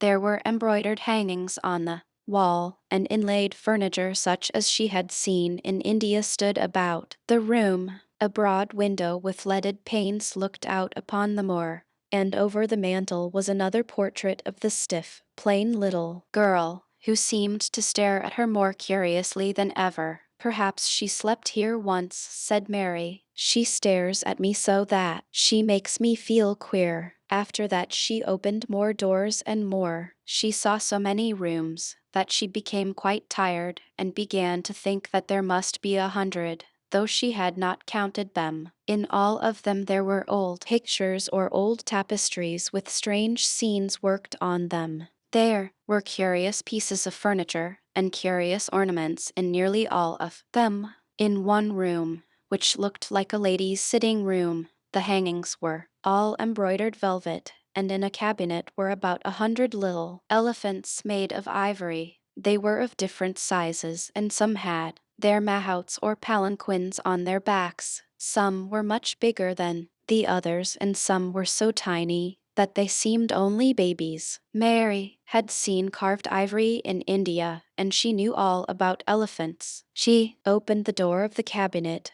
and stood on a footstool and played with these for quite a long time. When she got tired she set the elephants in order and shut the door of the cabinet. In all her wanderings through the long corridors and the empty rooms, she had seen nothing alive, but in this room she saw something. Just after she had closed the cabinet door she heard a tiny rustling sound. It made her jump and look around at the sofa by the fireplace, from which it seemed to come. In the corner of the sofa there was a cushion, and in the velvet which covered it there was a hole, and out of the hole peeped a tiny head with a pair of frightened eyes in it. Mary crept softly across the room to look. The bright eyes belonged to a little gray mouse, and the mouse had eaten a hole into the cushion and made a comfortable nest there. 6 baby mice were cuddled up, asleep near her. If there was no one else alive in the 100 rooms, there were 7 mice, who did not look lonely at all. If they wouldn't be so frightened I would take them back with me, said Mary. She had wandered about long enough to feel too tired to wander any farther, and she turned back. 2 or 3 times she lost her way by turning down the wrong corridor and was obliged to ramble up and down until she found the right one. But at last she reached her own floor again, though she was some distance from her own room and did not know exactly where she was. I believe I have taken a wrong turning again, she said, standing still at what seemed the end of a short passage with tapestry on the wall. I don't know which way to go. How still everything is. It was while she was standing here, and just after she had said this, that the stillness was broken by a sound. It was another cry, but not quite like the one she had heard last night. It was only a short one, a fretful childish whine muffled by passing through walls. It's nearer than it was, said Mary, her heart beating rather faster. And it is crying. She put her hand accidentally upon the tapestry near her, and then sprang back, feeling quite startled. The tapestry was the covering of a door, which fell open and showed her that there was another part of the corridor behind it, and Mrs. Medlock was coming up it with her bunch of keys in her hand, and a very cross look on her face. "What are you doing here?" she said, and she took Mary by the arm and pulled her away. "What did I tell you? I turned round the wrong corner," explained Mary. "I didn't know which way to go and I heard someone crying." She quite hated Mrs. Medlock at the moment, but she hated her more the next. "You didn't hear anything of the sort," said the housekeeper. "You come along back to your own nursery or I'll box your ears." And she took her by the arm and half pushed, half pulled her up one passage and down another until she pushed her in at the door of her own room. "Now," she said, "you stay where you're told to stay or you'll find yourself locked up. The master had better get you a governess, same as he said he would. You're one that needs someone to look sharp after you. I've got enough to do." She went out of the room and slammed the door after her, and Mary went and sat on the hearthrug, pale with rage. She did not cry, but ground her teeth. There was someone crying. There was, she said to herself. She had heard it twice now, and sometime she would find out. She had found out a great deal this morning.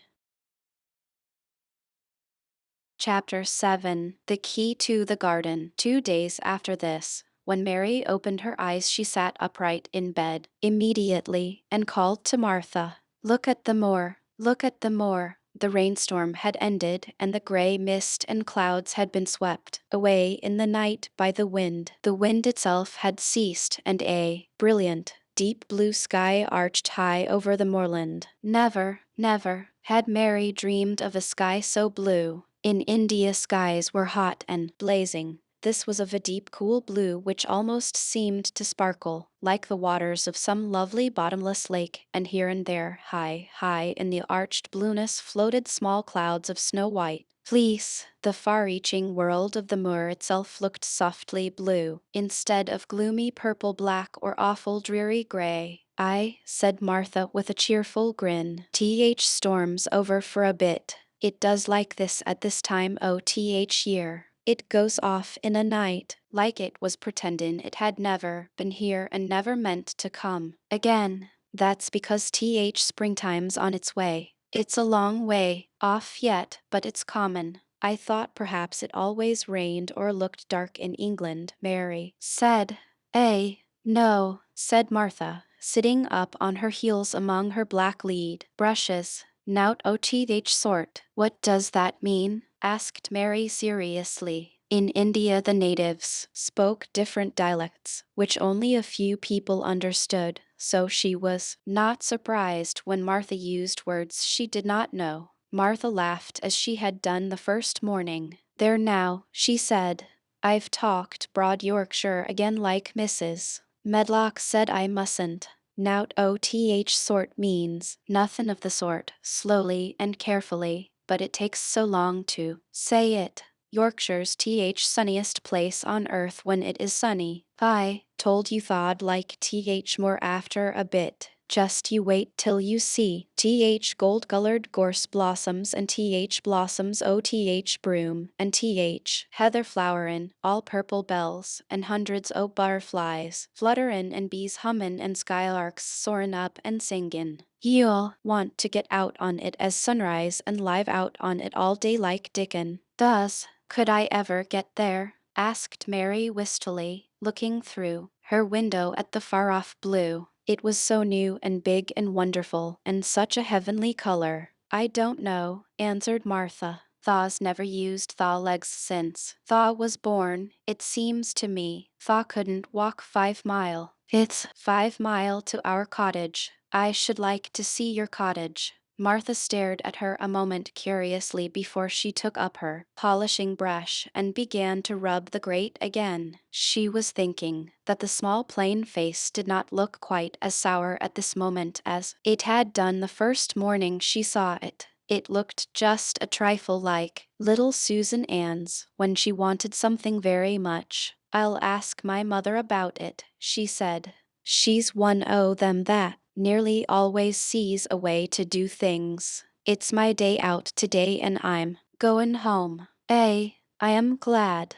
Mrs. Medlock thinks a lot o' mother. Perhaps she could talk to her. I like your mother, said Mary. I should think Thaw did, agreed Martha, polishing away. I've never seen her, said Mary. No, Thaw hasn't, replied Martha. She sat up on her heels again and rubbed the end of her nose with the back of her hand as if puzzled for a moment, but she ended quite positively. Well, she's that sensible and hard-workin' and good-natured and clean that no one could help lickin' her whether they'd seen her or not. When I'm goin' home to her on my day out I just jump for joy when I'm crossin' the moor. I like Dickon, added Mary, and I've never seen him.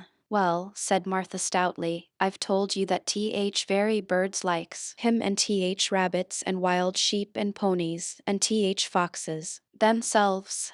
I wonder, staring at her reflectively, what Dickon would think of you? He wouldn't like me, said Mary in her stiff, cold little way. No, one does. Martha looked reflective again. How does Thaw like Thistle? She inquired, really quite as if she were curious to know. Mary hesitated a moment and thought it over. Not at all, really, she answered.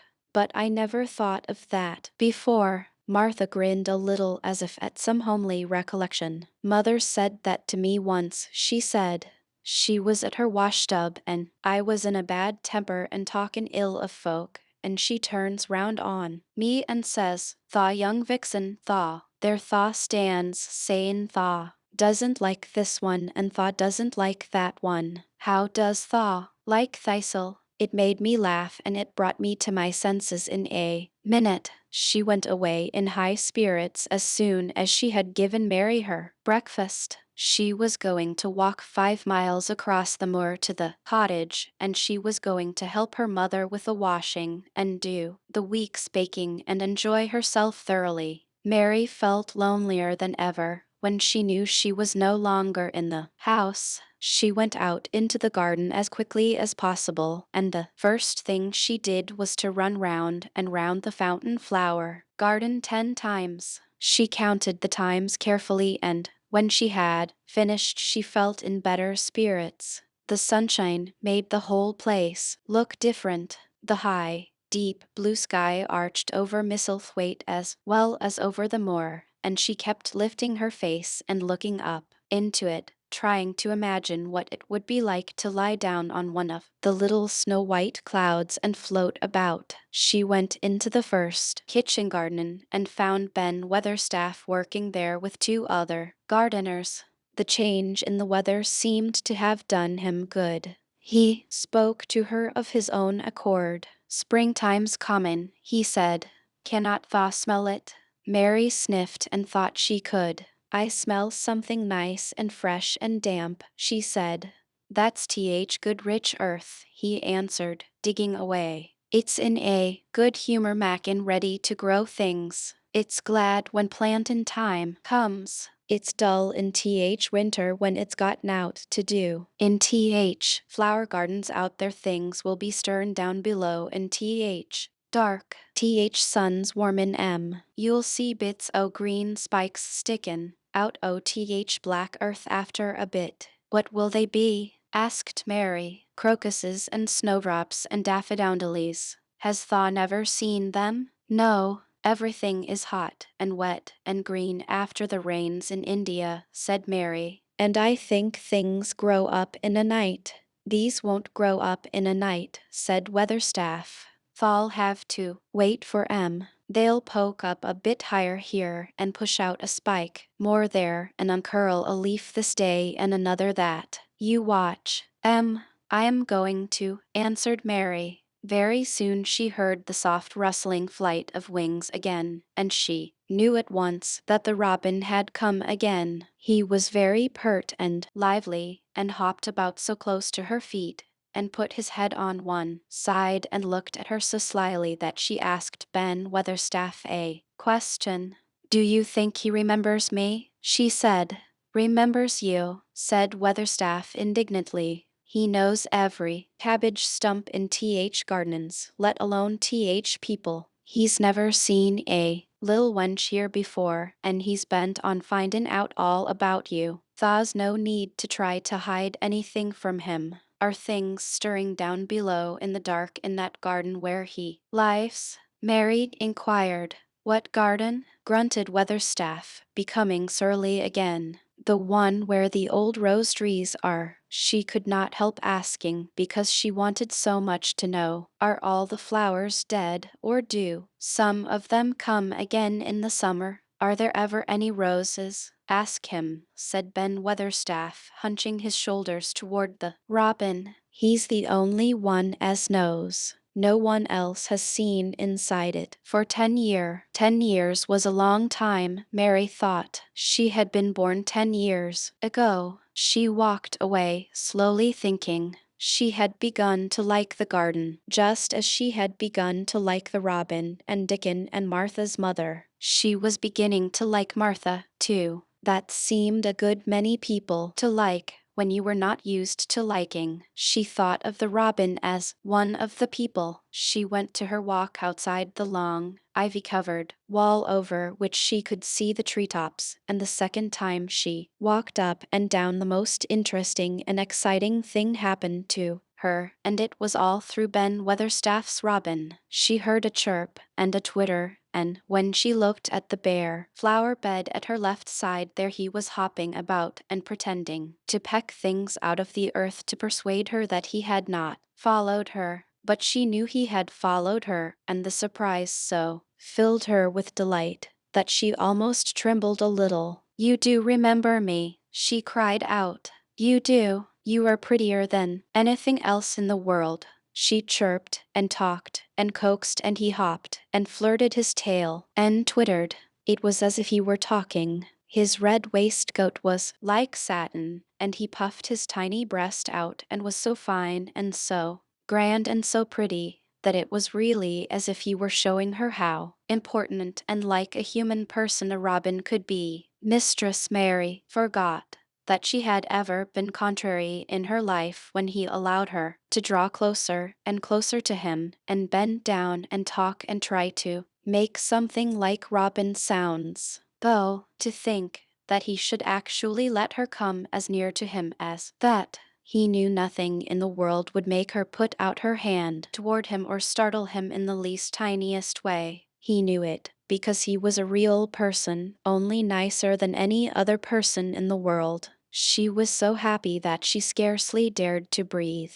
The flower bed was not quite bare. It was bare of flowers because the perennial plants had been cut down for their winter rest. but there were tall shrubs and low ones which grew together at the back of the bed, and as the robin hopped about under them she saw him hop over a small pile of freshly turned up earth. He stopped on it to look for a worm. The earth had been turned up because a dog had been trying to dig up a mole, and he had scratched quite a deep hole. Mary looked at it, not really knowing why the hole was there, and as she looked she saw something almost buried in the newly turned soil. It was something like a ring of rusty iron or brass, and when the robin flew up into a tree nearby she put out her hand and picked the ring up. It was more than a ring, however. It was an old key, which looked as if it had been buried a long time. Mistress Mary stood up and looked at it with an almost frightened face, as it hung from her finger. "Perhaps it has been buried for 10 years, she said in a whisper. Chapter 8. The Robin Who Showed the Way. She looked at the key quite a long time. She turned it over and over and thought about it. As I have said before, she was not a child who had been trained to ask permission or consult her elders about things. All she thought about the key was that if it was the key to the closed garden, and she could find out where the door was, she could perhaps open it and see what was inside the walls, and what had happened to the old rose trees. It was because it had been shut up so long that she wanted to see it. It seemed as if it must be different from other places, and that something strange must have happened to it during 10 years. Besides that, if she liked it she could go into it every day and shut the door behind her, and she could make up some play of her own and play it quite alone, because nobody would ever know where she was but would think the door was still locked and the key buried in the earth.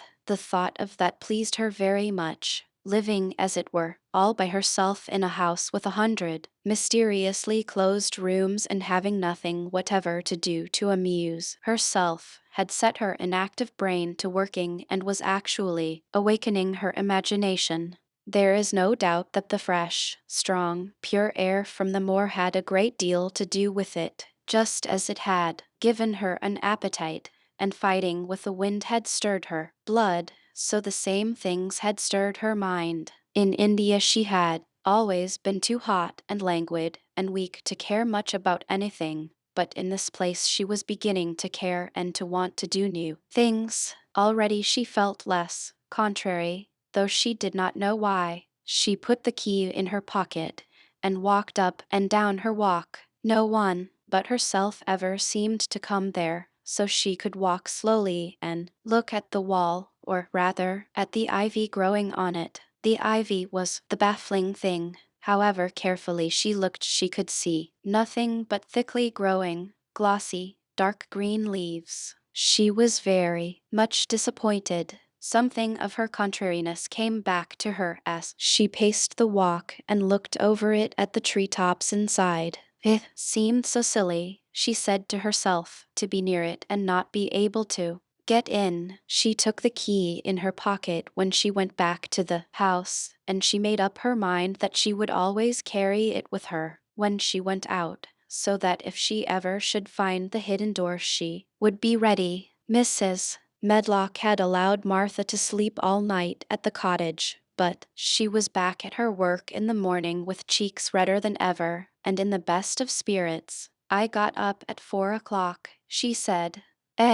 It was pretty on Th Moor, with Th birds gettin' up and Th rabbits scamperin' about and Th sun risin'. I didn't walk all Th way. A man gave me a ride in his cart, and I did enjoy myself." She was full of stories of the delights of her day out. Her mother had been glad to see her, and they had got the baking and washing all out of the way. She had evening made each of the children a dough cake with a bit of brown sugar in it. I had 'em all pippin' hot when they came in from playin' on Th Moor, and Th cottage all smelt o' nice, clean hot backin', and there was a good fire, and they just shouted for joy. Our Dickon, he said our cottage was good enough for a king. In the evening they had all sat round the fire, and Martha and her Mother had sewed patches on torn clothes and mended stockings, and Martha had told them about the little girl who had come from India and who had been waited on all her life by what Martha called blacks, until she didn't know how to put on her own stockings.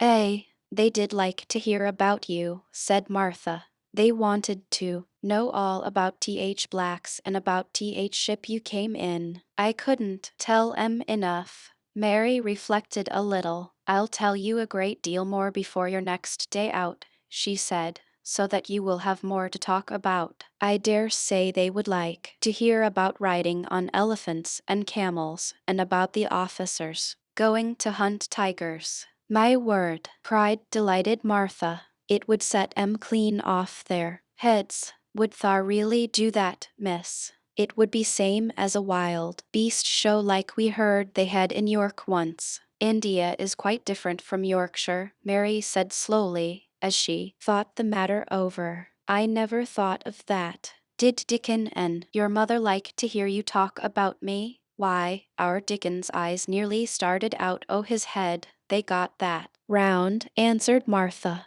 But mother, she was put out about your seemin' to be all by yourself like. She said, hasn't Mr. Craven got no governess for her, nor no nurse? And I said, no, he hasn't, though. Mrs. Medlock says he will when he thinks of it, but she says he mayn't think of it for 2 or 3 years. I don't want a governess, said Mary sharply. But mother says you ought to be learnin' your book by this time, and you ought to have a woman to look after you. And she says, now, Martha, you just think how you'd feel yourself in a big place like that, wanderin' about all alone and no mother. You do your best to cheer her up, she says, and I said I would. Mary gave her a long, steady look. You do cheer me up, she said. I like to hear you talk. Soon Martha went out of the room and came back with something held in her hands under her apron. What does tha think? She said with a cheerful grin. I've brought you a present.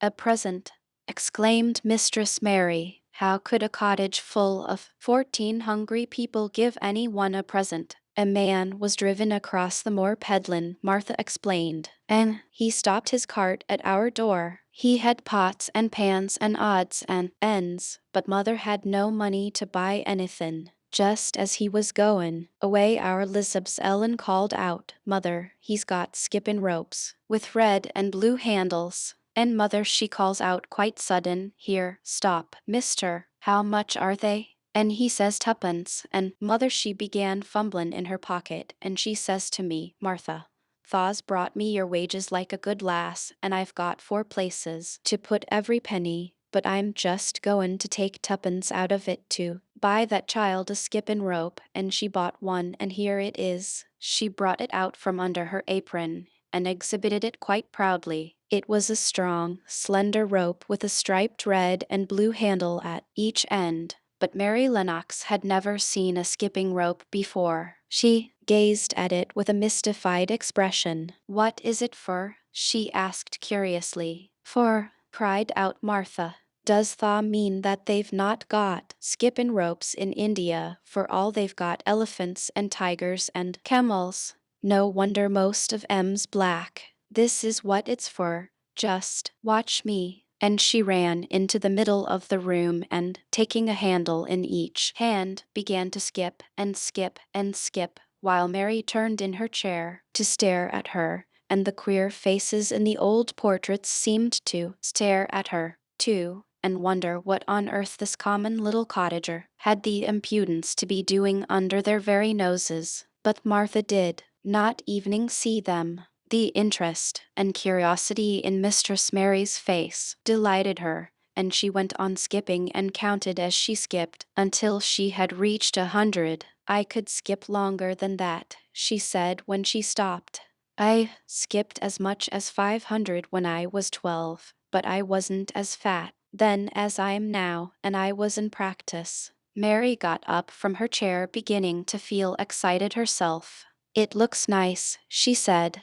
Your mother is a kind woman. Do you think I could ever skip like that? You just try it, urged Martha, handing her the skipping rope. You can't skip 100 at first, but if you practice, you'll mount up. That's what Mother said. She says nothing will do her more good than skippin' rope. It's th sensiblest toy a child can have. Let her play out in th fresh air skippin' and it'll stretch her legs and arms and give her some strength in It was plain that there was not a great deal of strength in Mistress Mary's arms and legs when she first began to skip. She was not very clever at it, but she liked it so much that she did not want to stop. Put on the things and run and skip out outdoors, said Martha.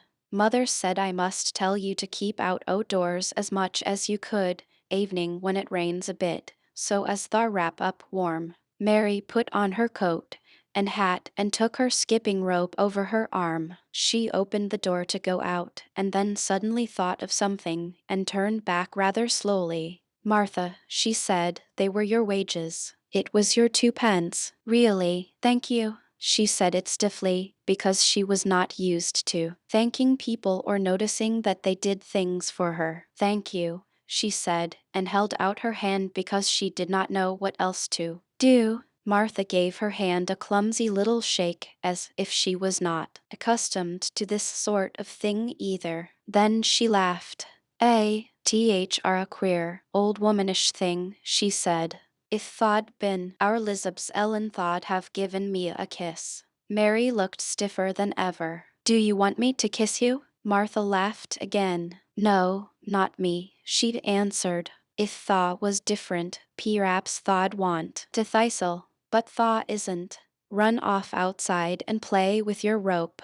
Mistress Mary felt a little awkward as she went out of the room. Yorkshire people seemed strange, and Martha was always rather a puzzle to her. At first she had disliked her very much, but now she did not. The skipping rope was a wonderful thing. She counted and skipped and counted until her cheeks were quite red, and she was more interested than she had ever been since she was born. The sun was shining, and a little wind was blowing, not a rough wind, but one which came in delightful little gusts and brought a fresh scent of newly turned earth with it. She skipped round the fountain garden and up one walk and down another. She skipped at last into the kitchen garden and saw Ben Weatherstaff digging and talking to his robin, which was hopping about him. She skipped down the walk toward him, and he lifted his head and looked at her with a curious expression. She had wondered if he would notice her. She wanted him to see her skip. Well, he exclaimed, upon my word, perhaps tha are a young un, after all, and perhaps tha's got child's blood in your veins instead of sour buttermilk. Tha's skipped red into your cheeks as sure as my name's Ben Weatherstaff. I wouldn't have believed tha could do it. I never skipped before, Mary said. I'm just beginning. I can only go up to 20. Tha keep on, said Ben. Tha shapes well enough at it for a young un that's lived with heathen. Just see how he's watchin' you, jerking his head toward the robin. He followed after you yesterday. He'll be at it again today. He'll be bound to find out what skippin' rope is. He's never seen one. Shaking his head at the bird.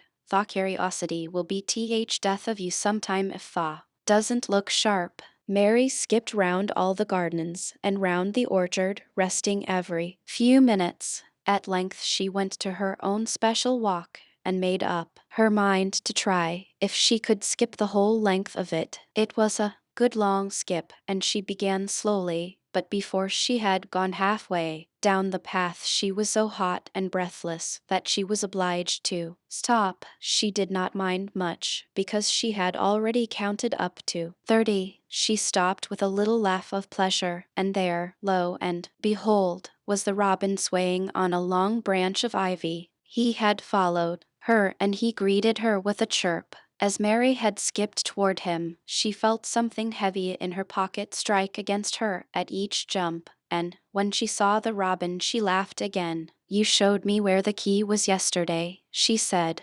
You ought to show me the door today, but I don't believe you know. The robin flew from his swinging spray of ivy onto the top of the wall, and he opened his beak and sang a loud, lovely trill merely to show off. Nothing in the world is quite as adorably lovely as a robin when he shows off, and they are nearly always doing it. Mary Lennox had heard a great deal about magic in her Aya's stories, and she always said that what happened almost at that moment was magic. One of the nice little gusts of wind rushed down the walk, and it was a stronger one than the rest. It was strong enough to wave the branches of the trees, and it was more than strong enough to sway the trailing sprays of untrimmed ivy hanging from the wall. Mary had stepped close to the robin, and suddenly the gust of wind swung aside some loose ivy trails, and more suddenly still she jumped toward it and caught it in her hand. This she did because she had seen something under it, a round knob which had been covered by the leaves hanging over it.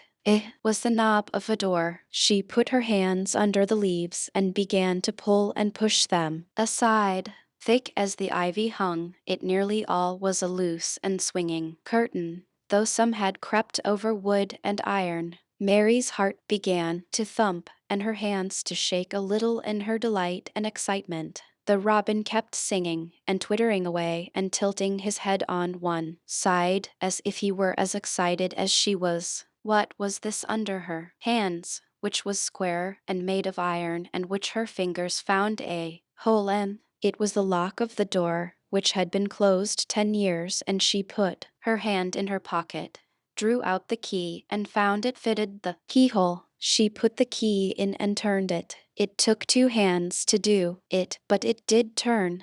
And then she took a long breath and looked behind her up the long walk to see if any one was coming. No one was coming. No one ever did come, it seemed, and she took another long breath, because she could not help it, and she held back the swinging curtain of ivy and pushed back the door, which opened slowly, slowly. Then she slipped through it and shut it behind her, and stood with her back against it, looking about her and breathing quite fast with excitement and wonder and delight.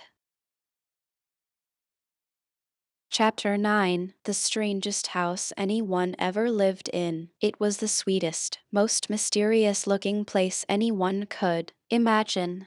The high walls which shut it in were covered with the leafless stems of climbing roses, which were so thick that they were matted together. Mary Lennox knew they were roses because she had seen a great many roses in India. All the ground was covered with grass of a wintry brown, and out of it grew clumps of bushes, which were surely rose bushes if they were alive. There were numbers of standard roses, which had so spread their branches that they were like little trees. There were other trees in the garden, and one of the things which made the place look strangest and loveliest was that climbing roses had run all over them and swung down long tendrils which made light swaying curtains, and here and there they had caught at each other or at a far-reaching branch and had crept from one tree to another and made lovely bridges of themselves. There were neither leaves nor roses on them now, and Mary did not know whether they were dead or alive, but their thin gray or brown branches and sprays looked like a sort of hazy mantle spreading over everything, walls and trees and evening brown grass, where they had fallen from their fastenings and run along the ground. It was this hazy tangle from tree to tree which made it all look so mysterious. Mary had thought it must be different from other gardens, which had not been left all by themselves so long, and truly, it was different from any other place she had ever seen in her life. "How still it is," she whispered. "How still." Then she waited a moment and listened at the stillness. The robin, who had flown to his treetop, was still as all the rest. He did not evening flutter his wings. He sat without stirring and looked at Mary. "No wonder it is still," she whispered again. "I am the first person who has spoken in here for 10 years. She moved away from the door, stepping as softly as if she were afraid of awakening someone. She was glad that there was grass under her feet, and that her steps made no sounds. She walked under one of the fairy-like gray arches between the trees and looked up at the sprays and tendrils which formed them. "I wonder if they are all quite dead," she said.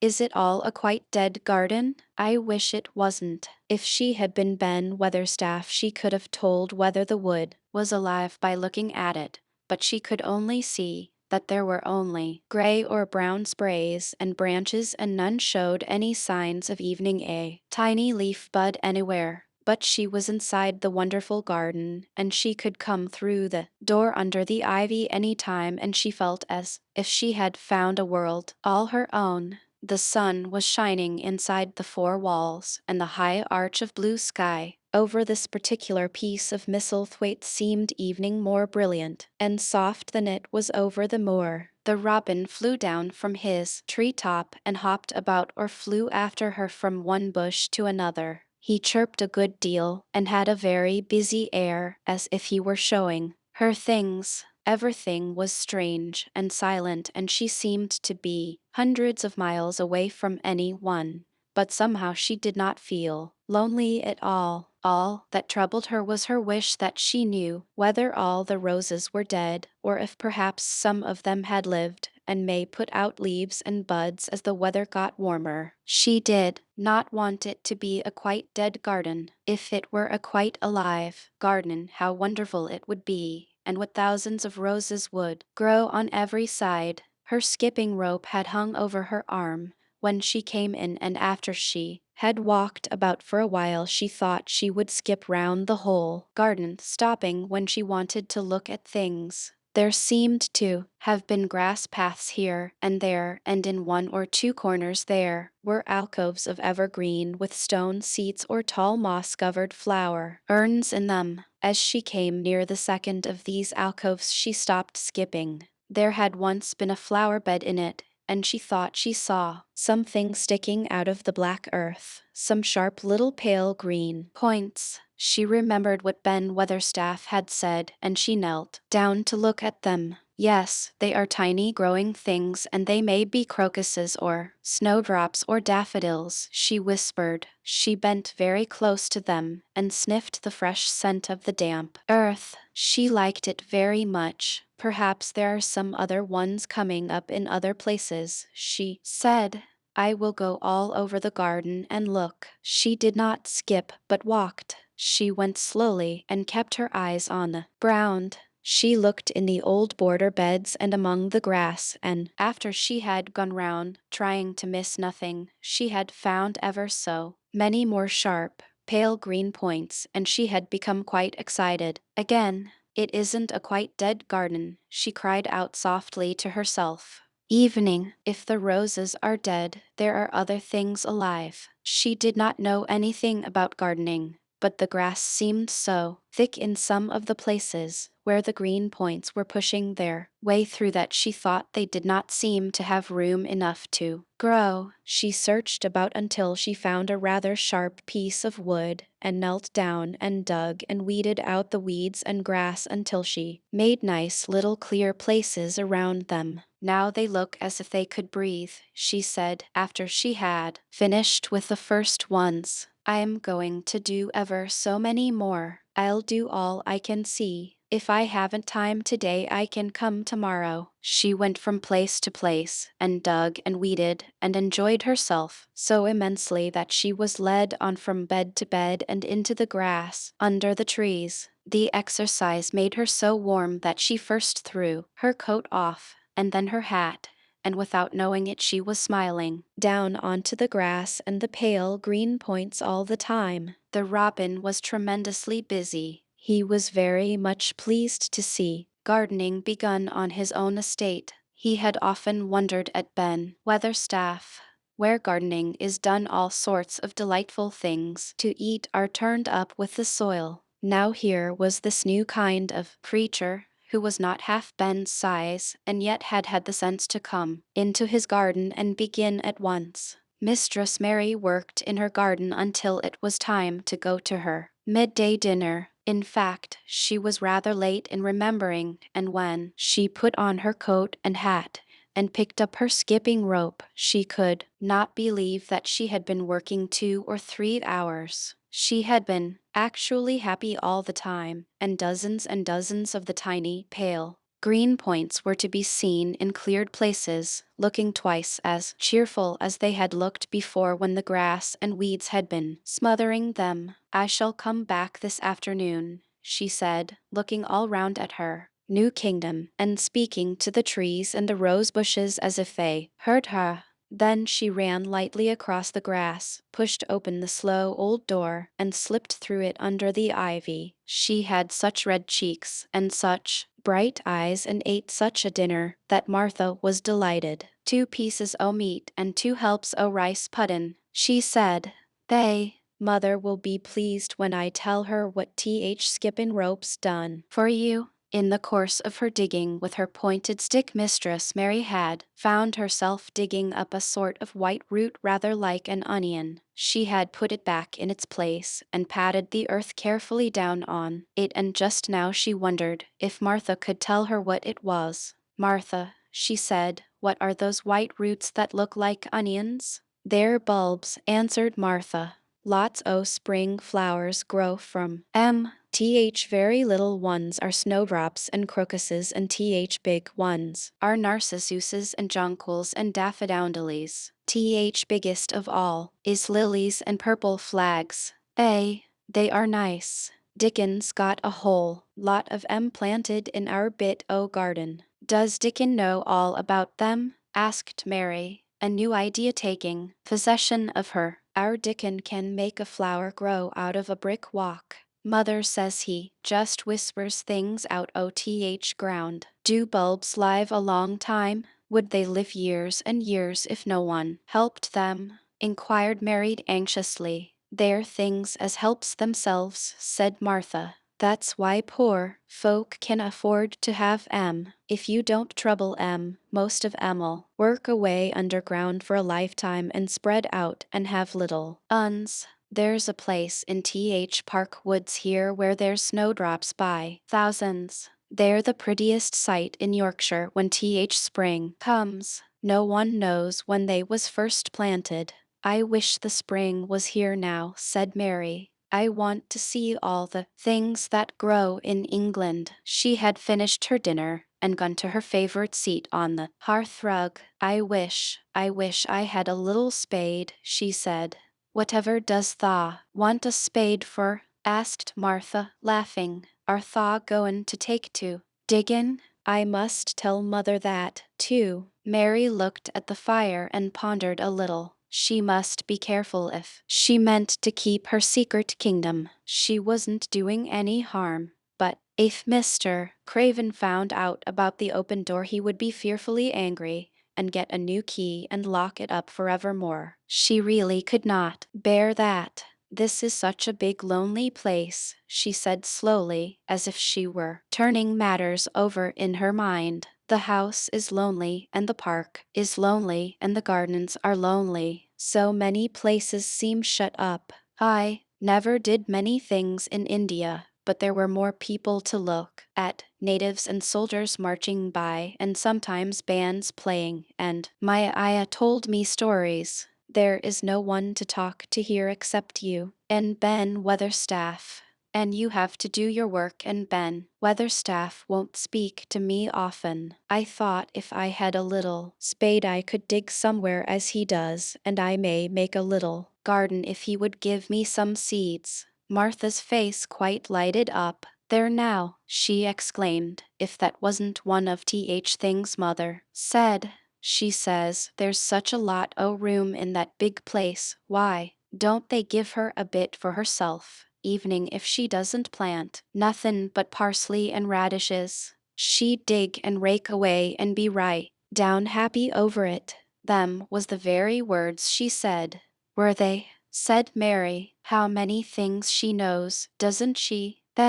Said Martha. "It's like she says, a woman as brings up 12 children learns something besides her ABC. Children's as good as arithmetic to set you findin' out things." "How much would a spade cost, a little one?" Mary asked. Well, was Martha's reflective answer, at Thwaite Village there's a shop or so, and I saw little garden sets with a spade and a rake and a fork all tied together for 2 shillings, and they was stout enough to work with, too. I've got more than that in my purse, said Mary. Mrs. Morrison gave me 5 shillings, and Mrs. Medlock gave me some money from Mr. Craven. Did he remember you that much? Exclaimed Martha. Mrs. Medlock said I was to have 1 shilling a week to spend. She gives me one every Saturday. I didn't know what to spend it on. My word, that's riches, said Martha.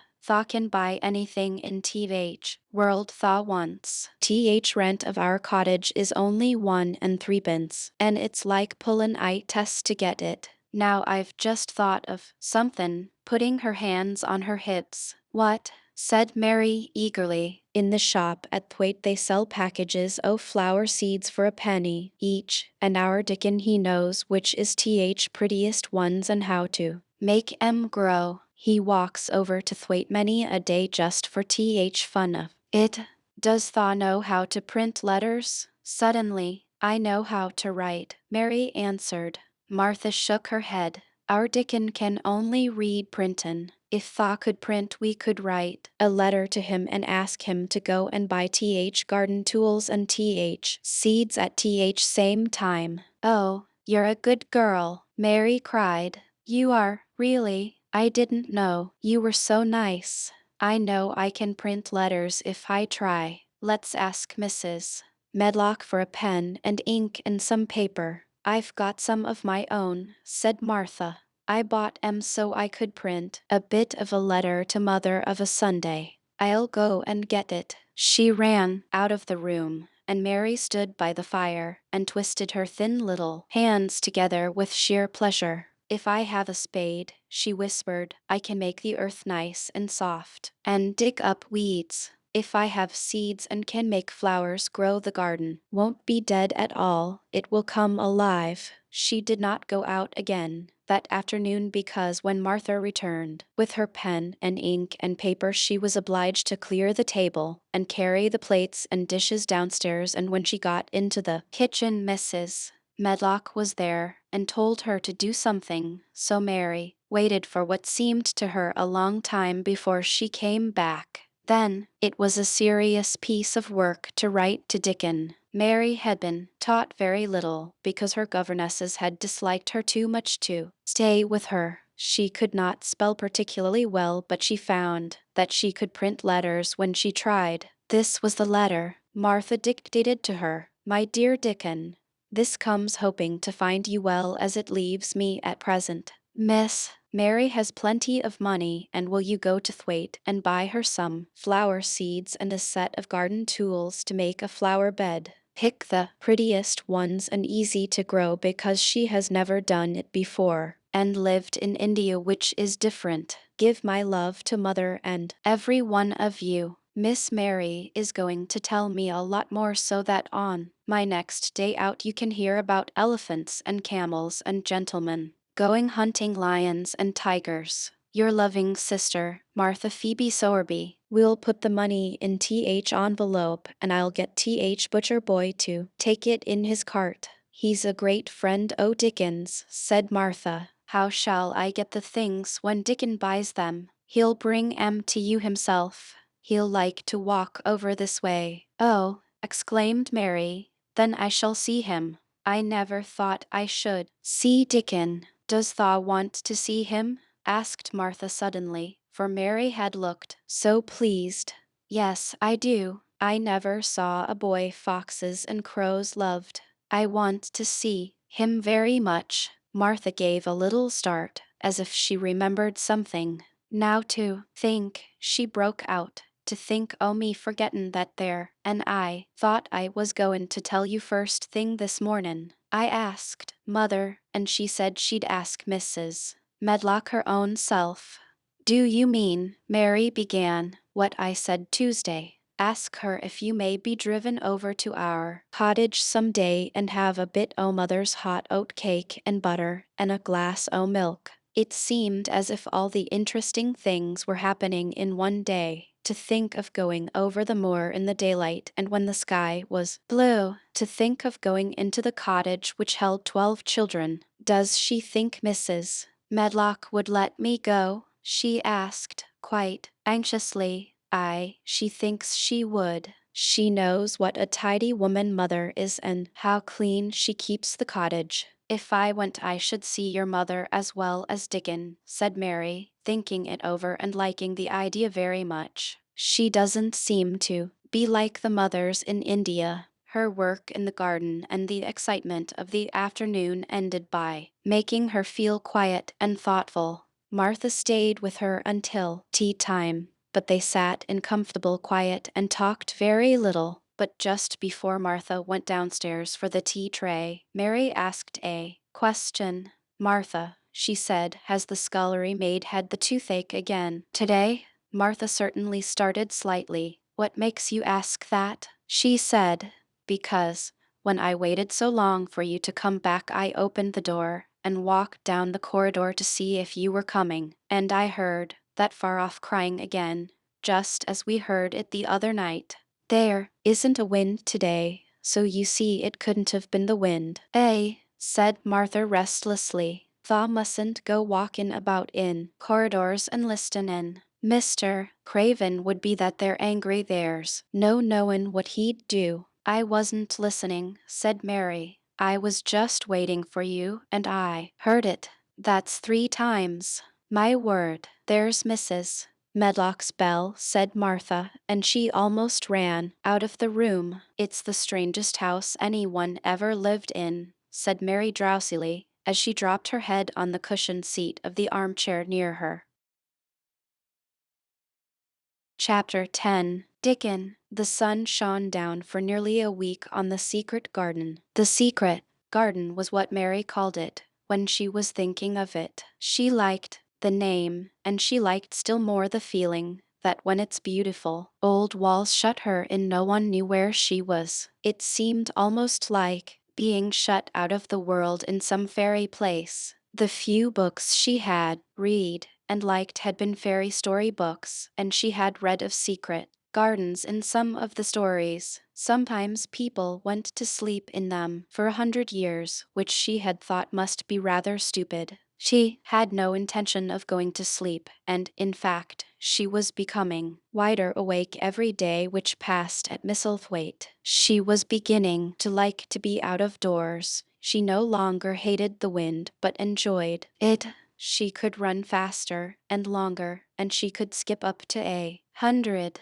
The bulbs in the secret garden must have been much astonished. Such nice clear places were made round them that they had all the breathing space they wanted, and really, if Mistress Mary had known it, they began to cheer up under the dark earth and work tremendously. The sun could get at them and warm them, and when the rain came down it could reach them at once, so they began to feel very much alive. Mary was an odd, determined little person, and now she had something interesting to be determined about. She was very much absorbed, truly. She worked and dug and pulled up weeds steadily, only becoming more pleased with her work every hour instead of tiring of it. It seemed to her like a fascinating sort of play. She found many more of the sprouting pale green points than she had ever hoped to find. They seemed to be starting up everywhere, and each day she was sure she found tiny new ones, some so tiny that they barely peeped above the earth.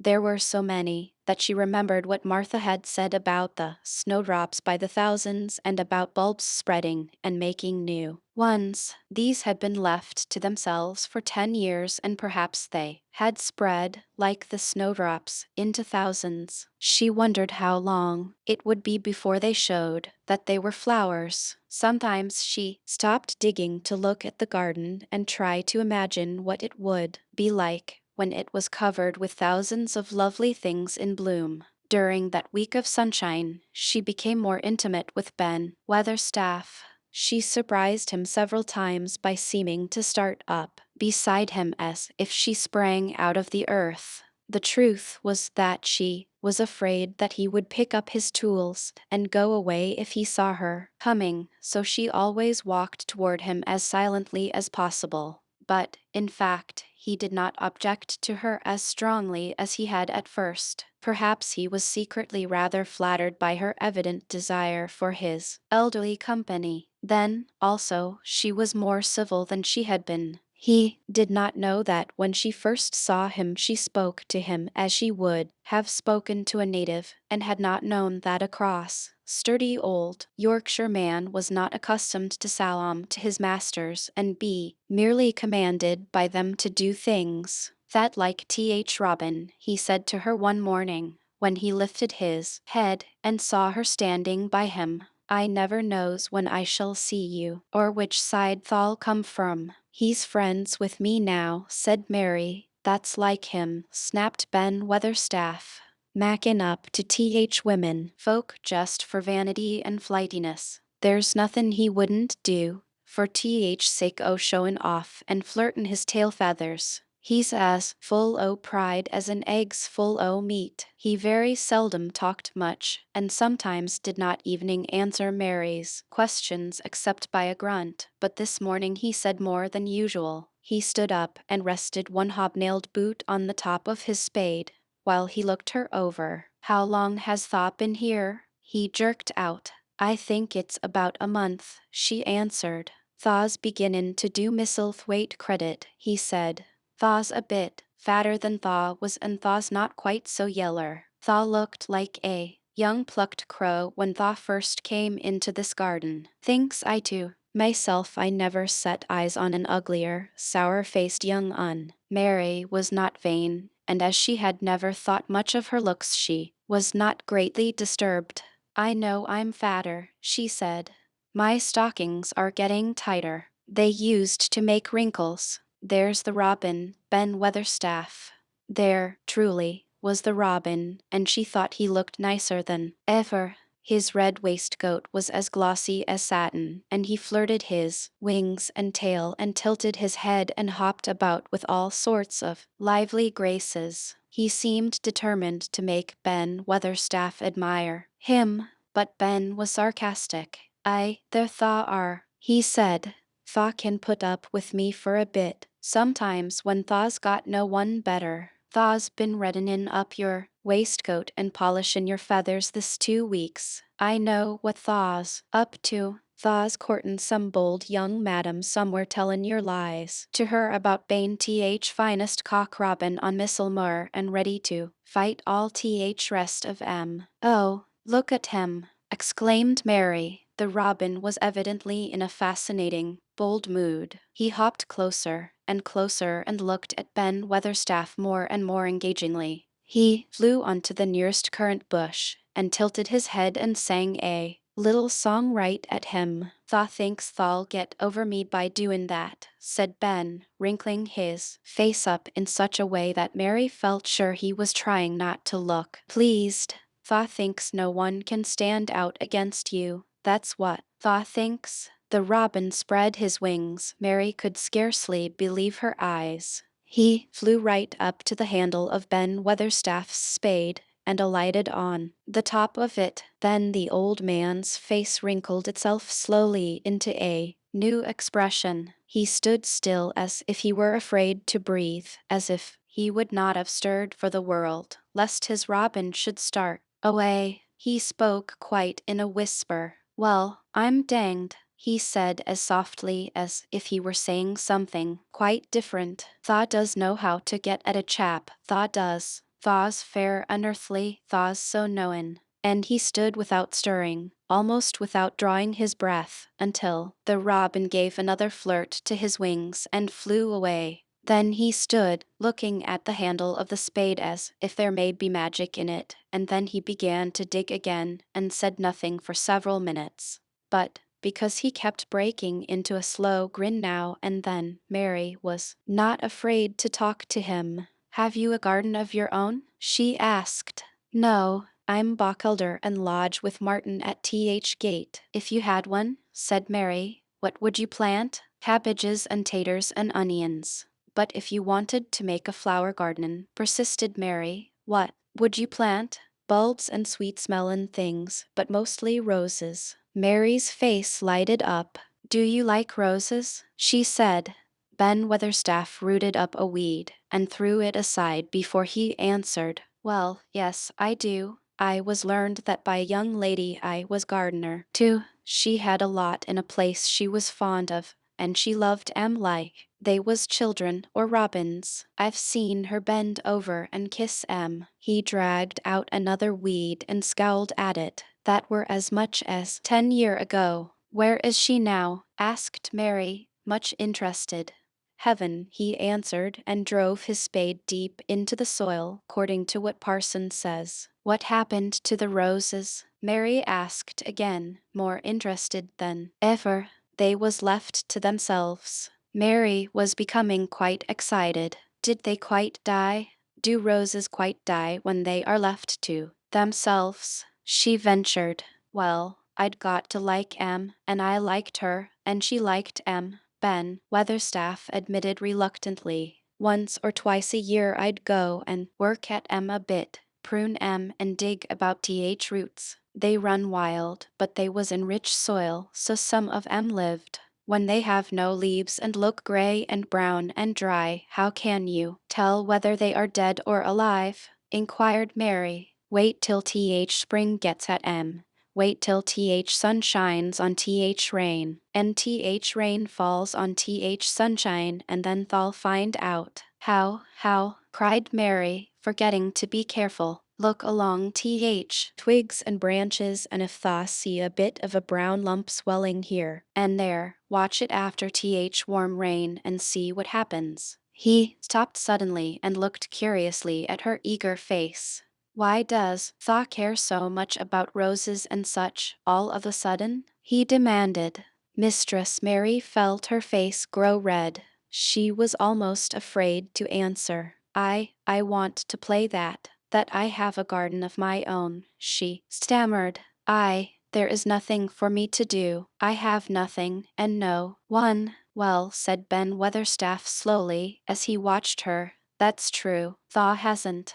He said it in such an odd way that Mary wondered if he was actually a little sorry for her. She had never felt sorry for herself. She had only felt tired and cross because she disliked people and things so much. But now the world seemed to be changing and getting nicer. If no one found out about the secret garden, she should enjoy herself, always. She stayed with him for 10 or 15 minutes longer and asked him as many questions as she dared. He answered every one of them in his queer grunting way, and he did not seem really cross, and did not pick up his spade and leave her. He said something about roses just as she was going away, and it reminded her of the ones he had said he had been fond of. Do you go and see those other roses now? She asked. Not been this year. My rheumatics has made me too stiff in joints. He said it in his grumbling voice, and then quite suddenly he seemed to get angry with her, though she did not see why he should. Now look here, he said sharply. Don't tha ask so many questions. That worst wench for askin' questions I've ever come across. Get you gone and play you. I've done talkin' for today. And he said it so crossly that she knew there was not the least use in staying another minute. She went skipping slowly down the outside walk, thinking him over and saying to herself that, queer as it was, here was another person whom she liked in spite of his crossness. She liked old Ben Weatherstaff. Yes, she did like him. She always wanted to try to make him talk to her. Also, she began to believe that he knew everything in the world about flowers. There was a laurel-hedged walk, which curved round the secret garden and ended at a gate which opened into a wood in the park. She thought she would slip round this walk and look into the wood and see if there were any rabbits hopping about. She enjoyed the skipping very much, and when she reached the little gate she opened it and went through because she heard a low, peculiar whistling sound and wanted to find out what it was. It was a very strange thing truly. She quite caught her breath as she stopped to look at it. A boy was sitting under a tree with his back against it, playing on a rough wooden pipe. He was a funny-looking boy, about 12. He looked very clean, and his nose turned up and his cheeks were as red as poppies, and never had Mistress Mary seen such round and such blue eyes in any boy's face. And on the trunk of the tree he leaned against, a brown squirrel was clinging and watching him, and from behind a bush nearby a cock pheasant was delicately stretching his neck to peep out, and quite near him were 2 rabbits sitting up and sniffing with tremulous noses, and actually it appeared as if they were all drawing near to watch him and listen to the strange low little call his pipe seemed to make. When he saw Mary he held up his hand and spoke to her in a voice almost as low as and rather like his piping. "Don't thaw move," he said. It'd flight Mary remained motionless. He stopped playing his pipe and began to rise from the ground. He moved so slowly that it scarcely seemed as though he were moving at all, but at last he stood on his feet, and then the squirrel scampered back up into the branches of his tree. The pheasant withdrew his head, and the rabbits dropped on all fours and began to hop away, though not at all as if they were frightened. "I'm Dickon," the boy said. "I know that, Miss Mary." Then Mary realized that somehow she had known at first that he was Dickon. Who else could have been charming rabbits and pheasants as the natives charm snakes in India? He had a wide, red, curving mouth, and his smile spread all over his face. "I got up slow," he explained, "because a faw makes a quick move it startles a body as to move gentle and speak low when wild things is about." He did not speak to her as if they had never seen each other before, but as if he knew her quite well. Mary knew nothing about boys, and she spoke to him a little stiffly because she felt rather shy. "Did you get Martha's letter?" she asked. He nodded his curly, rust-colored head. "That's why I come." He stooped to pick up something which had been lying on the ground beside him when he piped. "I've got garden tools. There's a little spade and rake and a fork and hoe. They are good uns. There's a trowel, too, and woman in shop threw in a packet o' white poppy and one o' blue larkspur when I bought other seeds. Will you show the seeds to me?" Mary said. She wished she could talk as he did. His speech was so quick and easy. It sounded as if he liked her and was not the least afraid she would not like him, though he was only a common moor boy, in patched clothes, and with a funny face and a rough, rusty red head. As she came closer to him she noticed that there was a clean fresh scent of heather and grass and leaves about him, almost as if he were made of them. She liked it very much, and when she looked into his funny face with the red cheeks and round blue eyes she forgot that she had felt shy. "Let us sit down on this log and look at them," she said. They sat down, and he took a clumsy little brown paper package out of his coat pocket.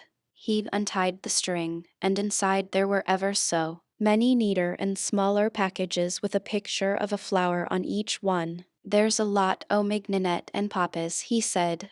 "Mignonette's sweetest smellin' thing as grows, and it'll grow wherever you cast it, same as poppies will. Them as'll come up and bloom if you just whistle to 'em. Them's nicest of all." He stopped and turned his head quickly, his poppy-cheeked face lighting up. "Where's that robin as is callin' us?" he said.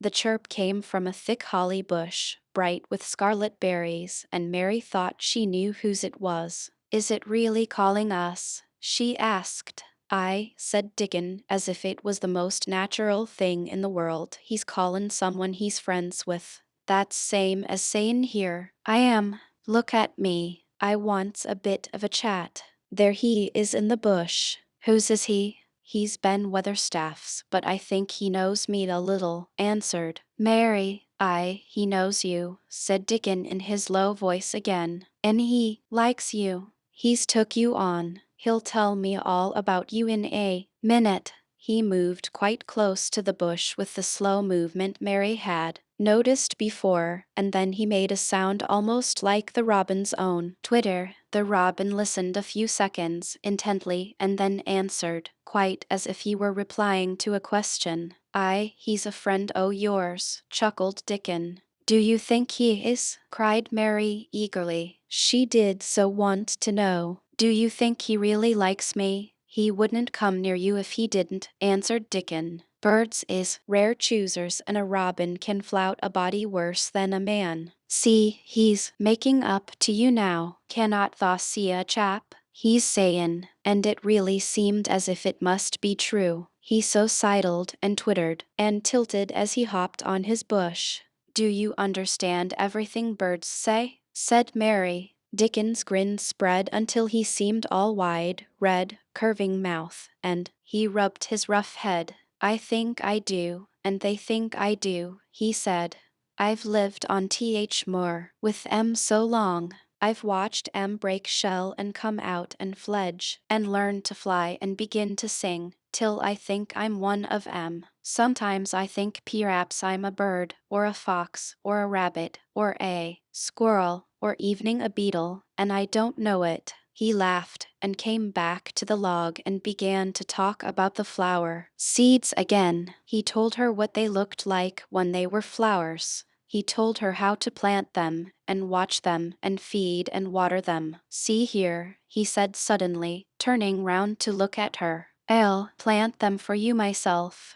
Where is thy garden? Mary's thin hands clutched each other as they lay on her lap. She did not know what to say, so for a whole minute she said nothing. She had never thought of this. She felt miserable, and she felt as if she went red and then pale. Thaw's got a bit o' garden, hasn't thaw? Dickon said. It was true that she had turned red and then pale. Dickon saw her do it, and as she still said nothing, he began to be puzzled. Wouldn't they give you a bit? He asked. Hasn't thaw got any yet? She held her hands tighter and turned her eyes toward him. I don't know anything about boys, she said slowly. Could you keep a secret if I told you one? It's a great secret. I don't know what I should do if anyone found it out. I believe I should die, she said, the last sentence quite fiercely. Dickon looked more puzzled than ever, and Evening rubbed his hand over his rough head again, but he answered quite good-humoredly. I'm keepin' secrets all time, he said.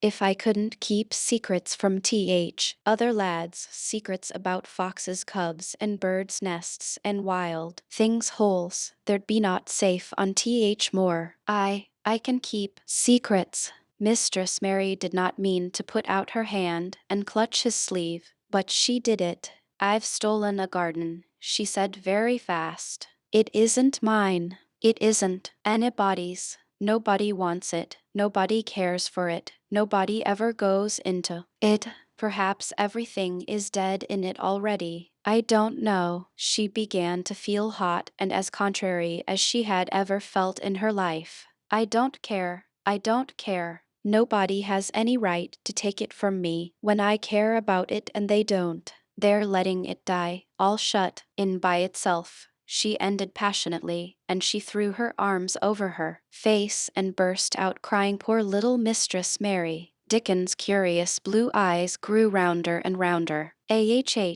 He said, drawing his exclamation out slowly, and the way he did it meant both wonder and sympathy. I've nothing to do, said Mary. Nothing belongs to me. I found it myself and I got into it myself.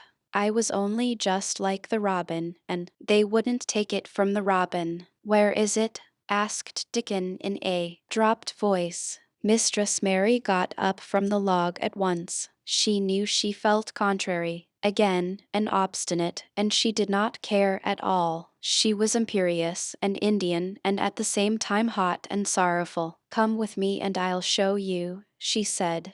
She led him round the laurel path and to the walk, where the ivy grew so thickly. Dickon followed her with a queer, almost pitying, look on his face. He felt as if he were being led to look at some strange bird's nest and must move softly. When she stepped to the wall and lifted the hanging ivy, he started. There was a door, and Mary pushed it slowly open, and they passed in together, and then Mary stood and waved her hand round defiantly. "It's this," she said. "It's a secret garden, and I'm the only one in the world who wants it to be alive." Dickon looked round and round about it, and round again. "Eh," he almost whispered, "it is a queer, pretty place."